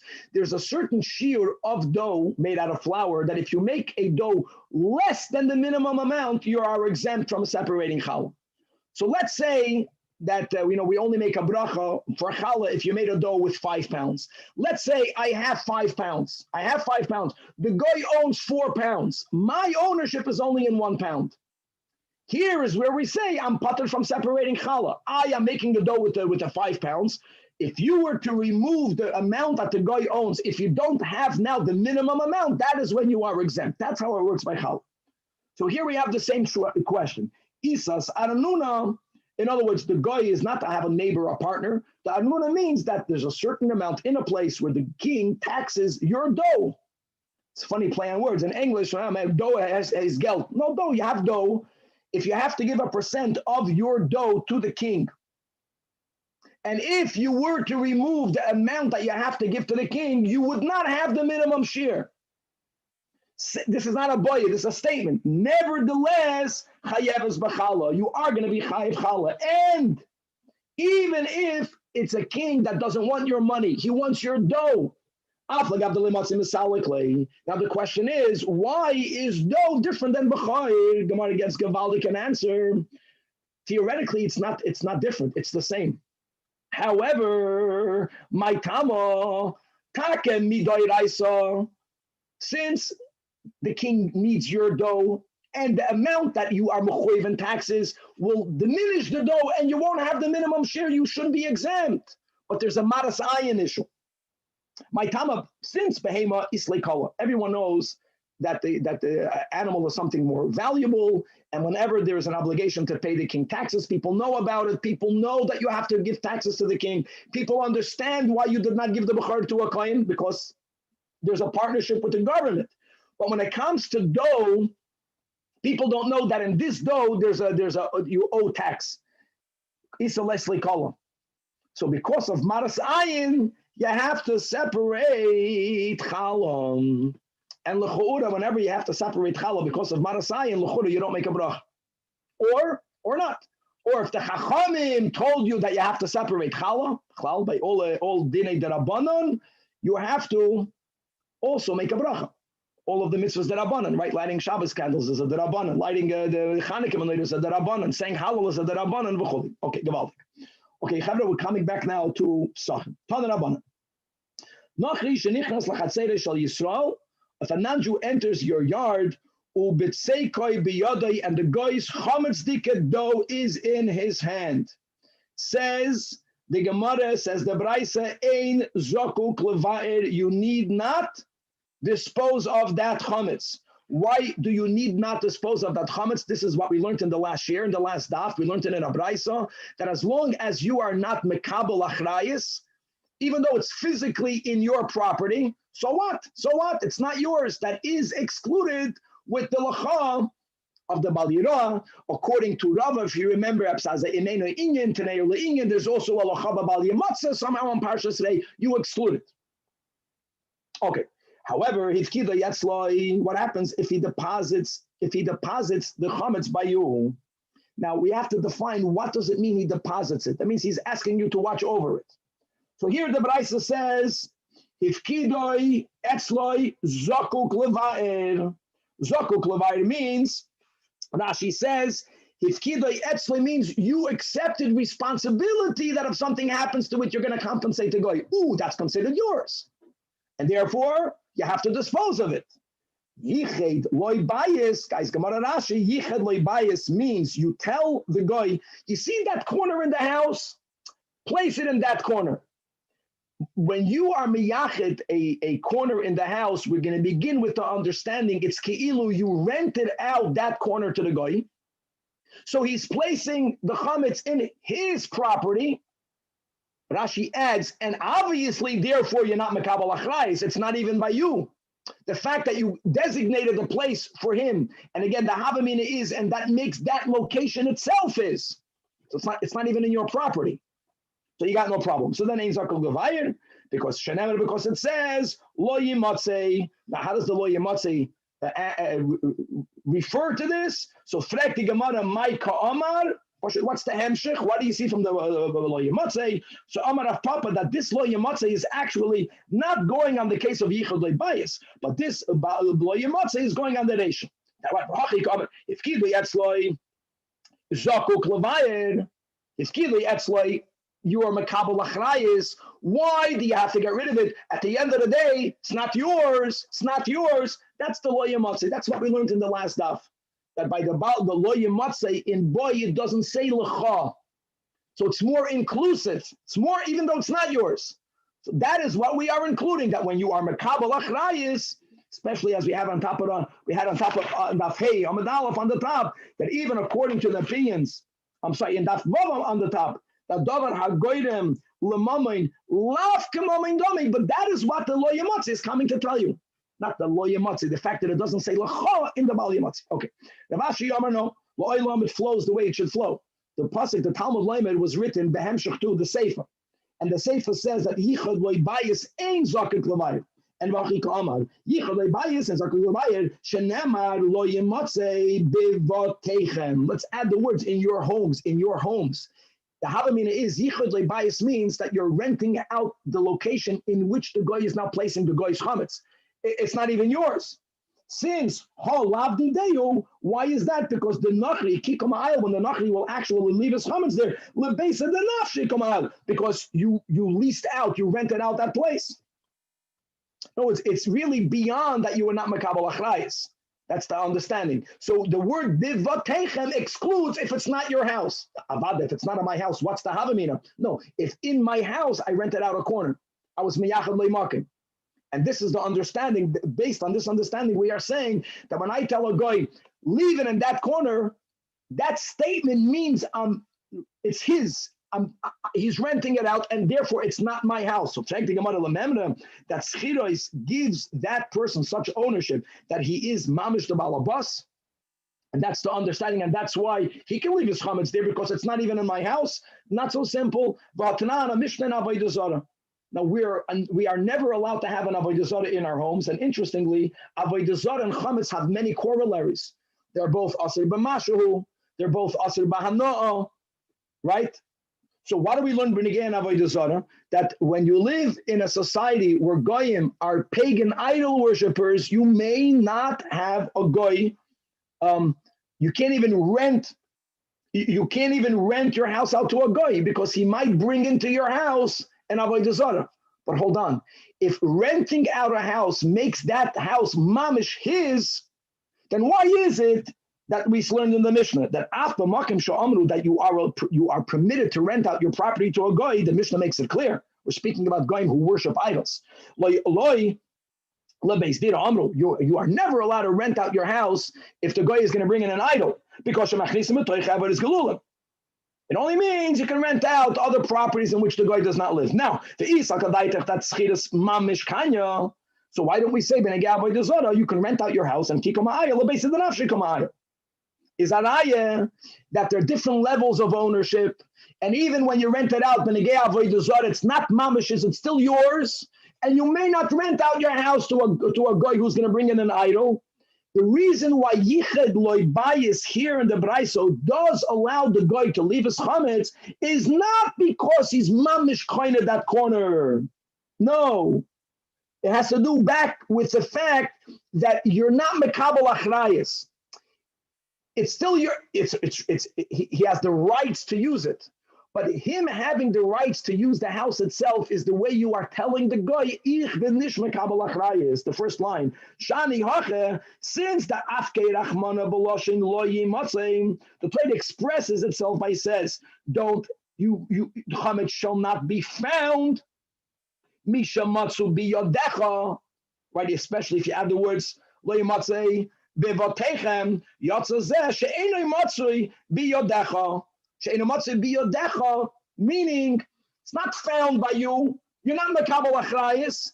The lack of mekabel achrayis, or by saying yichad lebayis, that expression indicates that you're not mekabel achrayis. That's the way Rashi learns the Gemara. Tosfos has a whole different approach, but according to Rashi, what we just did is we reiterated this very important klal.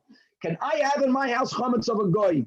Depends. Am I mekabel achrayis? No. If I'm not mekabel achrayis, it's not mine, and therefore yes. Okay, second wide line. Let's go on to a yid with a Yiddish chametz. Hamoitzi chametz b'veisi b'yantiv. What should you do? Says Rav Koifa olav esakeli. Just to make it clear, the issue is, since as we will learn on Amud Beis today, that when a Yid declares bittul, even if they discover chametz in their homes, chametz that was theirs before they were mavatal, they are not over bal yirah bal yamatz. They were mavatal. Elamah, you don't want it in your house, okay? But on the other hand, on Yom Tiv, chametz is muksem. So that's the issue. So Rav is saying the only issue is you don't want to have it, not because you're violating anything.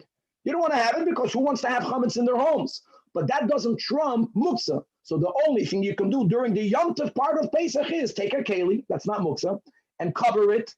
And then after the days in which there's an isur of asiyas malacham, then there's no more muksa, then get rid of it.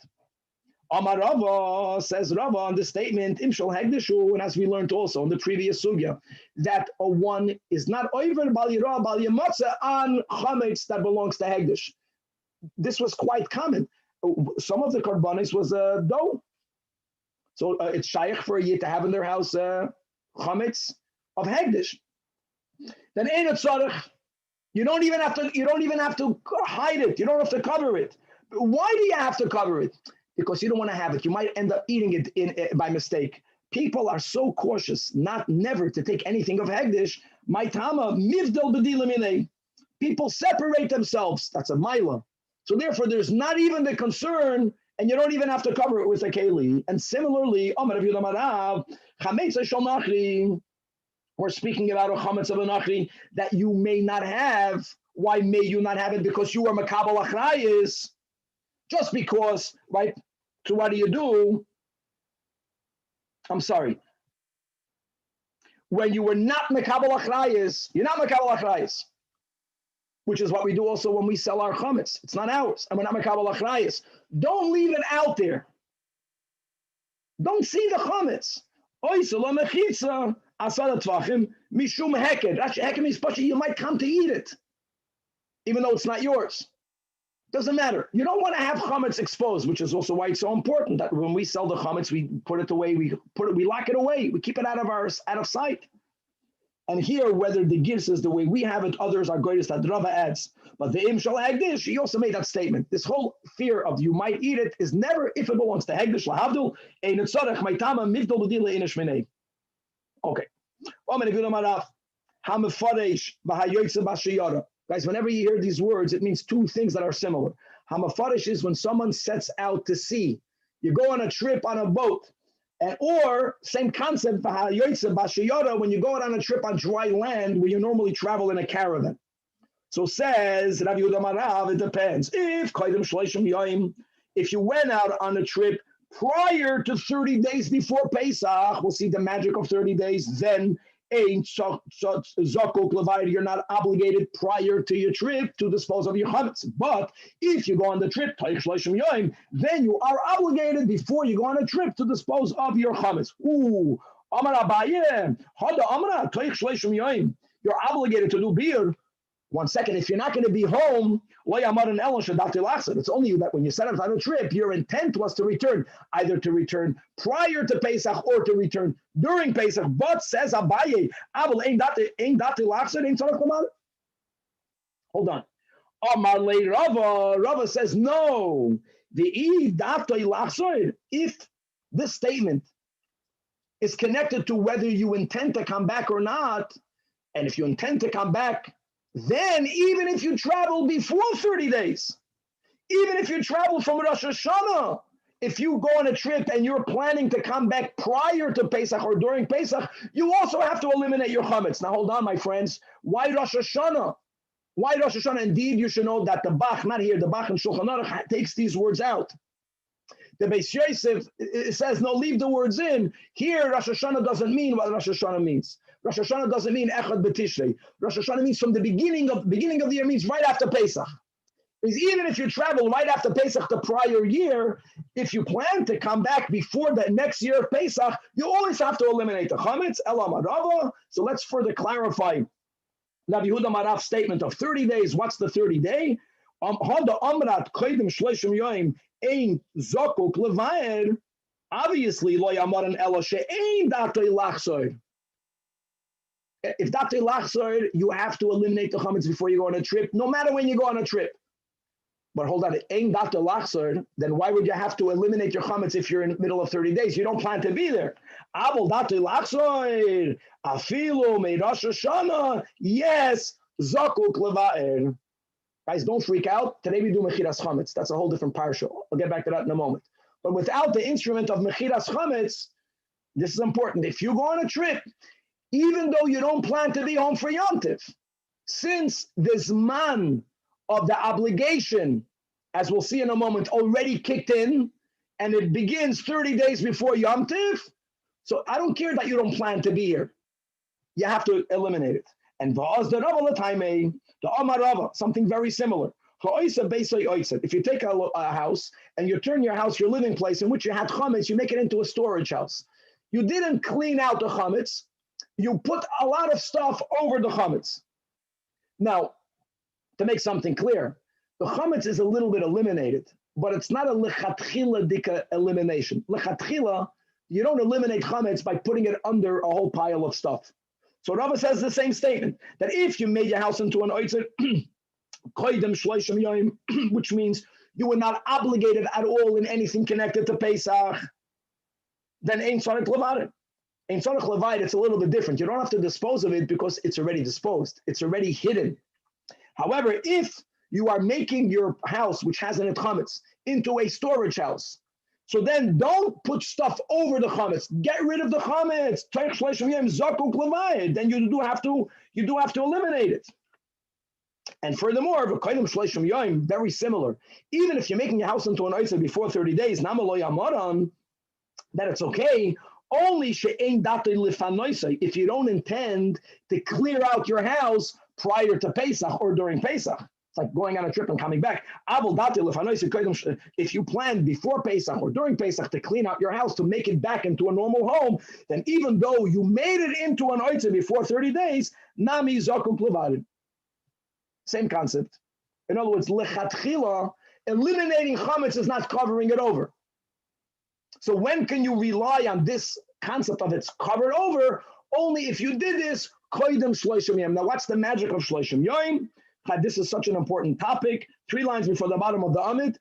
Hani shloshim yom maya videtayu. Like, why so? What does it accomplish? Kidetanya that shoyalim vidorshim behilchas haPesach koydem Pesach shloshim yom. So look inside the last line in the Rashi. The last line in the Amid. Koydem shloshim loichala choivas biur olav. It's the learning means you're already connected to Pesach. So before 30 days, you don't even have to learn about Pesach. You can't tell a Yid that there's an obligation to eliminate it. The moment you learn about Pesach, you are connected to Pesach. There's a certain chiyuv. And even though you don't plan to come back for Pesach, you're obligated to eliminate your chametz. That's when it's yours. Nowadays, that we sell the chametz, then it's not yours. That's why nowadays when people go on a trip, they're not mechoyev to do this because now we rely on the shtar mechiras chametz. Now this concept of one being obligated to ask questions and to darshan regarding Hilchas Pesach is 30 days before. That's taka the shita of the Tanach. But the Rabban Shimon ben Gamliel Omer only shtei Shabbosos. Halacha l'maisa nowadays, many poskim subscribe to the following, that since the halachas today are written down, and everyone today has sfarim, so the Rav's responsibility is to remind everyone to start learning. And then you should know that before this part, the halach of the Torah was written down, it wasn't that way. It was people mamish for 30 days, especially before Pesach got together, and they learned the whole Hilchas Pesach. It's amazing that they learned Hilchas Pesach in 30 days. Learning Gemara, that would mean now we have a Talmud Bavli, that would mean 4 daf a day, right? It's really 120 daf. That was a lot of learning. According to Rav Shimon ben Gamliel, it will be 8 daf a day. Now, my time of the Tanach, where does he get it from? That Vav on the base, Shaharei, Moisha Oimer the Pesach Rishon, right? 14th of Nisan, Umazir al Pesach Sheni. in the Parsha in Baha Loischa regarding Pesach Sheni, when did that whole Parsha came up? It came up when the Pesach, the first Pesach, 1 year after we left Mitzrayim came about. We offered the Korban Pesach. It was there that it says, Vayasu b'nei Yisrael asa Pasach b'moyadoi. Juxtaposed to that, it says, Vayya nosham asher roich ve'el nefesh adam. So by the fact that Moshe Rabbeinu discussed Pesach Sheni during Pesach Rishon, 30 days prior to Pesach Sheni, that's the rule of Shloishim Yom Kodim. And according to this, L'chu'ura, like we mentioned in the words of introduction, some people say 30 days is only before Pesach because there's so many dinim.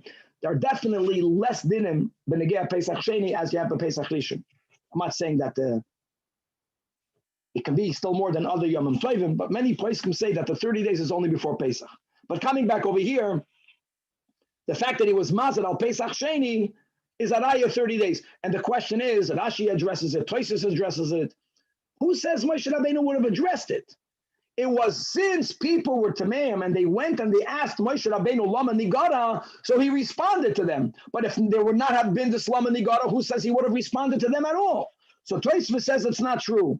That even though de facto, the people that brought up Pesach Sheni were people that were unable to bring Pesach Rishon, but these people asked Moshe Rabbeinu. Moshe Rabbeinu could have told them, now don't make Pesach, don't do Pesach Rishon, and later told them about Pesach Sheni. The fact that he gave them the whole solution before Pesach Rishon, that is a source that we are She'alim V'Darshim 30 days prior. Rabban Shimon ben Gamliel Omer, no, exactly like the kasha that Tosfos is addressing. That either the milah the Pesach, that's why Masik Lahu L'chol milah the Pesach. But if not for that, in other words, for Pesach Rishon, learn about Pesach Sheni. But while you're telling me that on Purim, or the day after Purim, there's another debate. Is it 30 days? Is it not 30 days? 30 days is not 4 weeks, right? 30 days is 30 days. According to this, it chaps that you should take out a Shulchan Aruch on Purim. But anyways, he says, no, Pesach Sheni, you learn in Pesach Rishon. But who says prior to Pesach Rishon? So he rejects that proof. But what's his proof? So my Talmud Rav Shimon ben Gamliel, Sharei Moshe Omed, and B'rosh Chodesh, Umazal ala Pesach in Mitzrayim. Right? First we have a Chodesh Zelochem. And then it says, a Chodesh Zelochem, Rosh Chadashim. And in that Parshan boy it says, Dabru el Kol Adas Yisrael Lemor Be'osor La Chodesh Hazeh, already beginning on the 10th. Obviously, Vig Goimer is important. Just a klal, right? As taught to me by Rabbi, that chule or vechule is when you quote a chazal, and Goimer is when you quote Tanach. And then we have on top of that, whenever you quote a pasuk in Tanach, if what you are referring to is from that which you did not explicitly write, but only from that's included in the continuation, you write either vichule or vigoimer. If it's important to know the hemshech, but the iker raya is from that which you quoted, then you would only write, if you would write goimer. Here it's vigoimer, because obviously taking the seh was only 10 days after Rosh Chodesh. Rashbag is saying that it's 2 weeks, because he's referring to the fact that the shchitas of the Pesach was not on the 14th. But the Gemara is asking on the proof that he has. I know that the pasuk is telling us about the mitzvah of making the calendar. And but who told you that Moshe Rabbeinu was telling us to take the seh for the Korban Pesach on Rosh Chodesh, which then you can use that as a source that Shayalam V'Darshim Shtei Shabbosos Mimayde B'Reishiyarcha Kohen. Maybe this mitzvah of taking the seh was told to us on Ba'arba B'Yarcha, B'Chamsha B'Yarcha Kohen. How do you know that it was 2 weeks prior? Ella, indeed, Omar Rabba Bar Shimi in the name of Ravina. Let's go back to Baha'aloischa, to the parsha of Pesach Sheni. There it says clearly, Vaydaber Hashem u'Moshe b'Midbar Sinai, B'Shana HaShenis, B'Chodesh HaRishon. What's B'Chodesh HaRishon again? We're assuming now that it's the Rosh Chodesh of the second year. We were almost gone already for a full year. And there it says, Vayasu b'nei Yisrael esa Pasach b'mayadoi, before Pesach Sheni. The parsha begins, make the Pesach b'mayadoi. The mayadoi of Pesach is the Yudalid. So again, we are being commanded on Rosh Chodesh about Yudalid. But here again, the Gemara says, who says that this mitzvah in Parshas Ba'aloischa was said on Rosh Chodesh. It doesn't say that.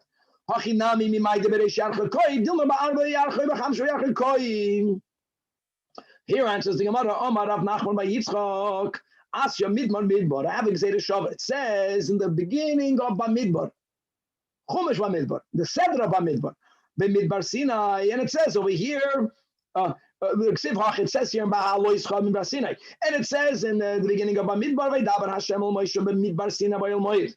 Now the beginning of the portion of Bamidbar, the beginning of the Seder is that which happened on the first day of the month of Iyar, Be'echad LaChodesh Hasheni. Mala Halon, that was about taking the census. That happened Echad Iyar. Mala Halon B'Rosh Chodesh, Afkan Rosh Chodesh. Okay, so now we know. So his raya is that when were we reminded to keep HaPesach b'Mayadai before we spoke about Pesach Sheni, that was told to us on Rosh Chodesh, Bashana Hashenis, and God is telling us what we need to do 14 days later. That's a proof that She'alam Adarshim Shtei Shabbos. Now that we mentioned these two psukim, now we're going to step out of Pesach for a moment. So Gebakuk, you open up the Chumash Bamidbar. The beginning of Bamidbar, the mitzvah of taking the census happened on Rosh Chodesh of the second month. Happened Echad B'Rosh Chodesh Iyar. In Parshas Baha'aloischa, Bamidbar, Nosai, not the big Parshas, the biggest Parsha, Baha'aloischa, there we go back to what happened a month before. It's chronologically out of the order. So here is a clear place that we're out of the Seder. So Amar Rav Menashe Bar Tachlifa in the name of Rav Zoi Soy Meres. Here is the proof. From here we know that Ein Mugdam U'Ma'ucher B'Torah, that the Torah is not always written in a chronological order. Now Rashi, you should know, we should know Chitas, Chumash Rashi included. Rashi uses this very liberally. The Ramban are very careful. They limit when you use it, but according to everyone, there are times that the Torah was not recorded, obviously, for a reason, but not in the chronological order. And that, Amar Rav Papa, lo yamaran that ein mugdam u'ucher b'Torah only b'trei inyanei, when we are learning two different passages. Ein mugdam u'ucher b'Torah, a mitzvah of a census. It's written earlier. The mitzvah of Pesach, the first Pesach we did in the desert, that was written later. Aval b'chad inyana, when we are reading one inyan, one passage, and in there are many psukim, then you should know there is a seder. My de mugdam mugdam, or my de ma'ucher ma'ucher, and it has to be so, says Rav Papa, because how do we use the first of the Yud Gimel Midos, which is known as the Klal Uprat, generalizations, specifications? And what's the rule? That if the Torah first says something in a more general term, then the Torah specifies. And the rule is Ein B'chlal Elamash B'Prat. The Prat limits the Klal. How can it limit the Klal? How do you know which one was said first? Dilma, maybe Ein Mugdam Amucher, maybe Prat or Klal. And similarly, likewise, the Su, the other rule, that Prat or Klal, then we say that Nasa Klal Moisev ala Prat, that the Klal will include even that which is unlike the Prat. How can you say that? How do you know that it's a Prat or Klal? Maybe it's the opposite. Ein Mugdam Ma'ucher, Dilma Klal Pratu. So that must prove that Ein Mugdam Ma'ucher B'Torah is only B'Trei Inyanim. Hold on. And why are we asking that question? Because there is a machlekes, right? Whether we can use klal uprat in psukim that are not together. So amar klal uprat that are not adjacent, right? Ein donen oisoi b'klal uprat. So then it fits. B'trei inyane, by default, it's going to be meruchakim. And taka, you can't expound it because you don't know which one was said first. Elaman the amar, that even if you have a klal and a prat written, not juxtaposed to each other. Yes, donen ma'ikala meimar ein mugdam mu'uchar. So the Gemara clarifies afilu lamanda amar donen. If they are miruchakim doesn't mean they are written in two inyanim. It means it doesn't have to be in verses that are mamish sumuchin zelozeh, but they have to be b'chad inyana. They have to be in one topic, in one passage. Avo b'trei inyana l'kula alma ein donen. And just to speak out. No, the words were given by Rabbi Chanan, but this is a bamba kash on this. And it has to, I mean, this gives us a very deep insight. Let me just share the challenge. And you think about it, it's gonna give a big shed light in how you do klal uprat. But his kasha is he doesn't understand. Hold on. Klal uprat only means that there is no chronological order in the Torah. But God forbid that there's no order in the Torah. The Torah was dictated by God, written down by Moshe Rabbeinu. Moshe Rabbeinu wrote it based on God's order. It's not chronological, but there is a seder. So why would it not work to have a klal that God tells Moshe Rabbeinu to tell us that whenever first in the Torah you have a klal and then you have a prat, so then the prat limits the klal. Whenever in the Torah there's a prat and then there's a klal, the klal includes even that which is unlike the prat. How does that klal affect? How does that relate to ein mugdem amucher b'Torah? Ein mugdem only means there's no chronological order, but there is an order. Let's say ein mugdem amucher b'Torah always. So what? I can always make a klal uprat if the Torah wrote the klal and then the prat. So learn klal uprat. Okay, let's move on weiter. The question is better than the answer, or really you have to clarify that it must be that klal uprat is chronological. The question is, why is that? Let's go right. Okay. Omar Rav Yehuda Amar Rav. We are starting. Every sugi here in yeshiva is like a month, at least. Even though this is important. If I did the best that I can do, and I search for my chametz, and the chametz that I find, I'm going to burn. Which automatically means, this key is important, that even if unbeknownst to me, I overlooked some chametz, I am not over bal yirah bal yimatzah, not even the Rabbanan. I did what Eibishter told me to do. Nevertheless, there is a certain scenario that won't work. And because of that, Chazal said, do bedika. Even though you did bedika, you still have to be mevatel. Now we have to understand why. My tamam. So it obviously cannot be because maybe I overlooked some real chametz. That's not a problem. But maybe the reason is because there is something that we know it's impossible for you to fully find. You know what you cannot fully get rid of? Crumbs. A smaller crumb you won't find. And even a smaller crumb you won't find. Now, if something is not findable, so maybe for that Chazal said, okay, at least be mavatalit.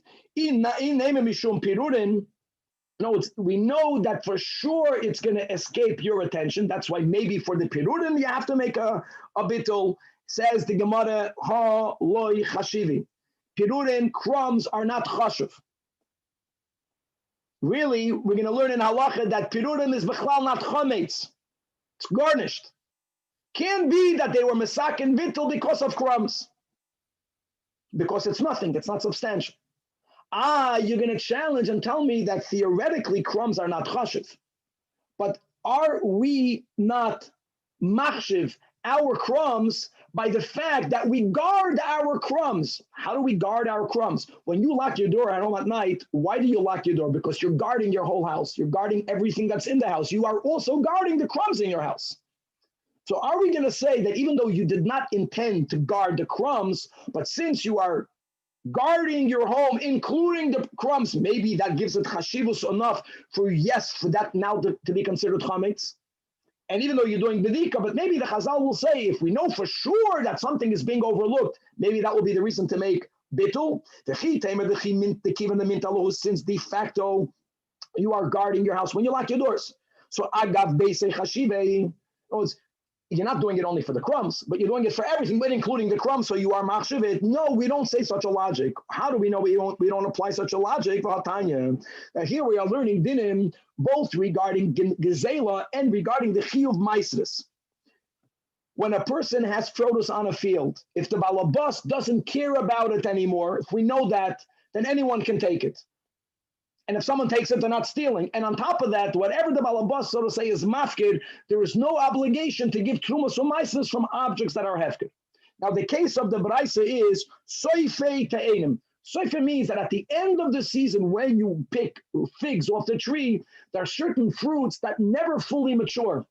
So they remain on the trees. They are inferior.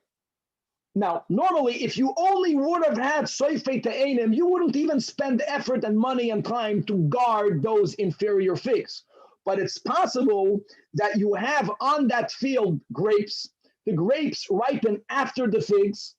You are guarding the grapes, but the derech lamela, since you're guarding the grapes, you're also guarding the figs. That's mamish the similar case.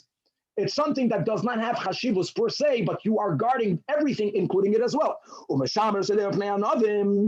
you're guarding the field, that field nearby, obviously we don't plant, by the way, the whole issue of klai kedem, we learned is greens and grains, not trees. And whatever the case is, there's a shoyman, but you hired the shoyman for the anavim. Or similarly, if at the end of the harvesting of the anavim, of the grapes, there are some grapes that are inferior, and they're still on the trees, but they'll never ripen. They're almost worthless. And you never would have appointed a shoyman for the soifei anavim elama. You have planted nearby. You have mikchois, you have squash, you have midlois, you have gourds, you have pumpkins. So how do we view the fact that you are also guarding that which is inferior? So the Braisa says clearly, Bisman shebalabais makbid aleim. If you know this balabas is makbid on those inferior figs, then takasur mishum gezel, and then you're chayv and meiser because it's owned by someone. But bisman she'ein balabais makbid aleim, even if there is a shomer there, the shomer is not there for the inferior. Shomer is there for the chashuv. Mutar mishum gezel u'putura min ha'meiser is the charaya that if I take a guard my house, I'm not makbid on crumbs. So crumbs for sure is not considered chametz. So again, why did Chazal say that you have to do bittul? Amar Rava says Rava for the following scenario. You might have overlooked a nice roll. Overlooking the nice roll, this is important, per se is still not a problem. Because if I am fulfilling what the Eivishter wants of me, and I made bedikas chametz, I'm not over on Bal Yirah, I'm not over on Bal Yamotze, even when I have the good roll. But if I would not have done bittul, and I would find the gluska yafka during Pesach, and the date ilave, I'm going to think about eating it. If not for me making bittul, my vedate ilave will make me violate Bal Yirah, Bal Yamatzeh from that moment onwards. That's important. Let's read inside the Rashi.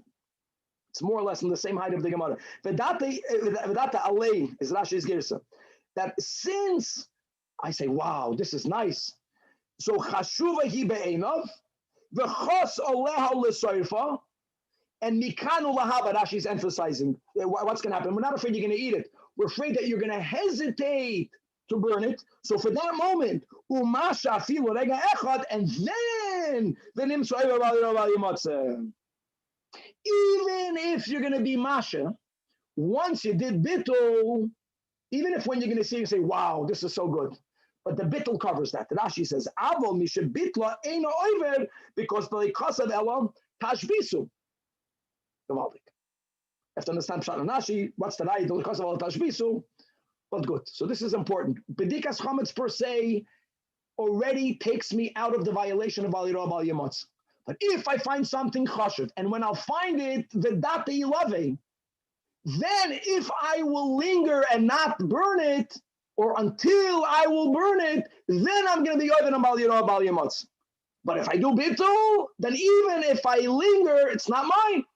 Or what Rashi says, eino over delay kasav ela tashbisu. Okay. Back inside the Gemara. So here the Gemara asks a question.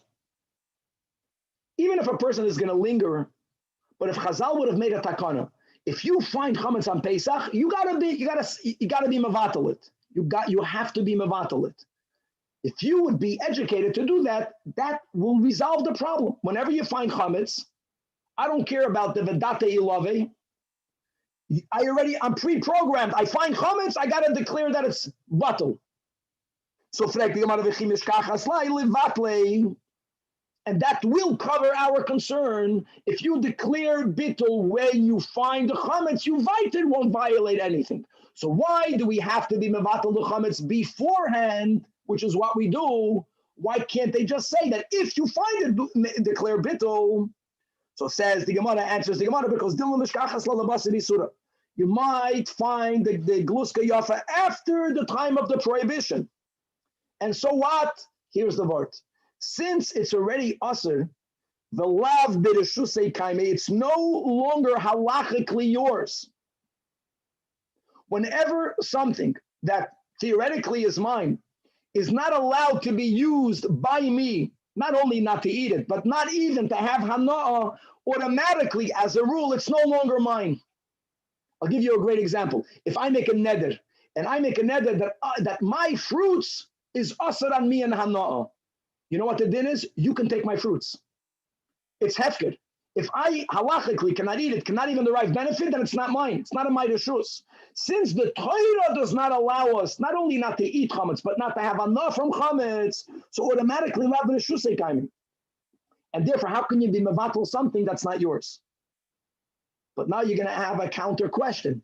If it's not mine, if it's already not mine, how can you b'chlal be yoven about yirah bal yamatzah? Did we not learn in the last year that only yours, lo yirah lecha, if it's not your chametz, then you're not violating it.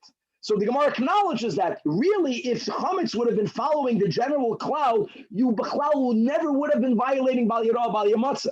The fact that the Torah says you're chayiv for having your chametz in your house, it means that on one hand, it's not yours, but it's considered yours for you to violate. If you do bittul before the Zman Surah, then you resolve that. But if you would not to do bittul before the Zman of the Isur, since the Torah considers chametz yours enough for you to violate by Yirah, by Yamatzah, then if you're going to find the Gluska Yafa and Vedate Ilavi, and like Rashi says, you're going to be Masha Filurega, then you'll violate. Let's read it inside. The Amar Abulazar, Shnei Dvarim, Einam Rishusha Adam, they're taka not yours. Nevertheless, Va'asana Kosav Kilu, I think we add Hain, yeah, the Messiah Sashas, Kilu Hain Birishusai. And that one of the two things, Boy Birishusarabim, causative damages, Chai Bedina Shamayim, Patim Medina Yadam. If I have a boyd, if I make a boyd in a shusarabim, and later you fall into it, why am I chayiv? Now, normally, if my animal gores your animal, I'm chayiv because memoinoi hizik, or because shaloi shamar, but it's mine. It's mine. If I dig a pit in the public domain, it's not even mine. It's not mine. It's not memoinoi hizik. Okay, he caused you to get hurt, but normally causative damages, right? Grama is pater ben azik in b'dinei adam. But boyd is an exception. The Torah says your pit is yours enough for you to be chayiv. And the second exception is chametz from sheishoy sulamayla, like we explained. Really, it's asur b'ana. And normally, something that is asur b'ana is automatically hefker. Yet the Torah is machadesh. It's yours enough to violate bal yirah bal yamatzah. If you're going to be mevatel before this Zman Surah, that declaration will be effective. That even if you find the chametz vidate ilave, you're not going to be violating bal yirah bal yamatzah. God forbid for you to eat it. God forbid for you to eat it. You can't eat chametz even if it's not yours. But the chashash was not that you're going to eat it. But date ilave means that you're going to hesitate to burn it. Mikano lahaba yoiven bal yirah bal yamatzah.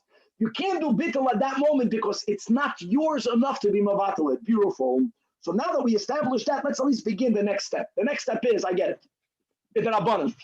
Because of the one case that you're going to overlook, not only will you overlook, but then when you'll find it, you'll want to eat it, you have to do bittul. And bittul cannot be done bismani surah. But why do we do bittul the night prior, which is what we do right after b'dikas chametz? Fine.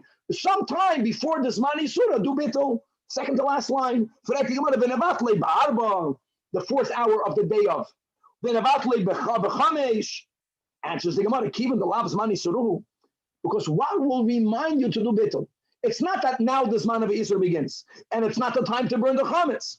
So since there is nothing that's going to remind you to make a bittul, Dilma Pasha, Pasha doesn't mean normally what Pshia means in Nizakin. Pasha means that you'll forget, right? That's what Rashi teaches over here. Pasha, the last line, interesting. Not Pshia. Yishkach.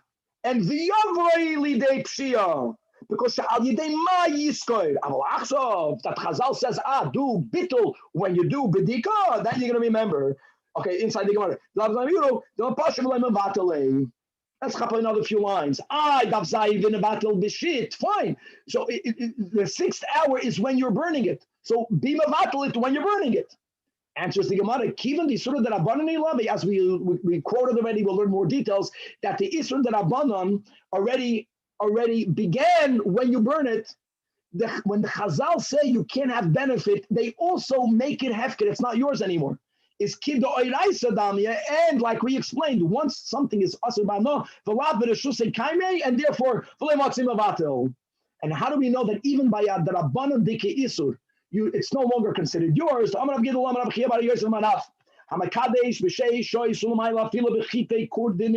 Even if you have grains that are from the place of kurds, the kurds is Mount Ararat, and they are very hard, and if they become wet, so we're not afraid that it became chametz.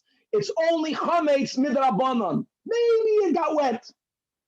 So even when you have something which is only chametz midrabanan, says Rav, if a man gave a woman that wheat that had the value of a pruta, if it's not chametz, she's b'chlal not engaged, no get is needed. Ein choshen l'kedushin. Why is that? If on a doiraisa level, that's not chametz and it's not. So midoraisa belongs to you. So at least midoraisa she should be mekodeshes. So here you see that if something is only asur midrabanan, like Rashi explains, how do they do that? By using hefker based on hefker, they say it's no longer yours. So same thing over here. When you burn the chametz, then it's already asur midrabanan, and therefore nachamal you can't be mavatal it. So to remind you to remember to be mavatal it has to be done bisman that you're busy doing the bedika. So bitul chametz is done as we do it right after you do bedikas chametz. We say the call chamira v'chamia, God willing, to be continued. Sure. Got it. Thank you. Thank you. Sure. Thank you.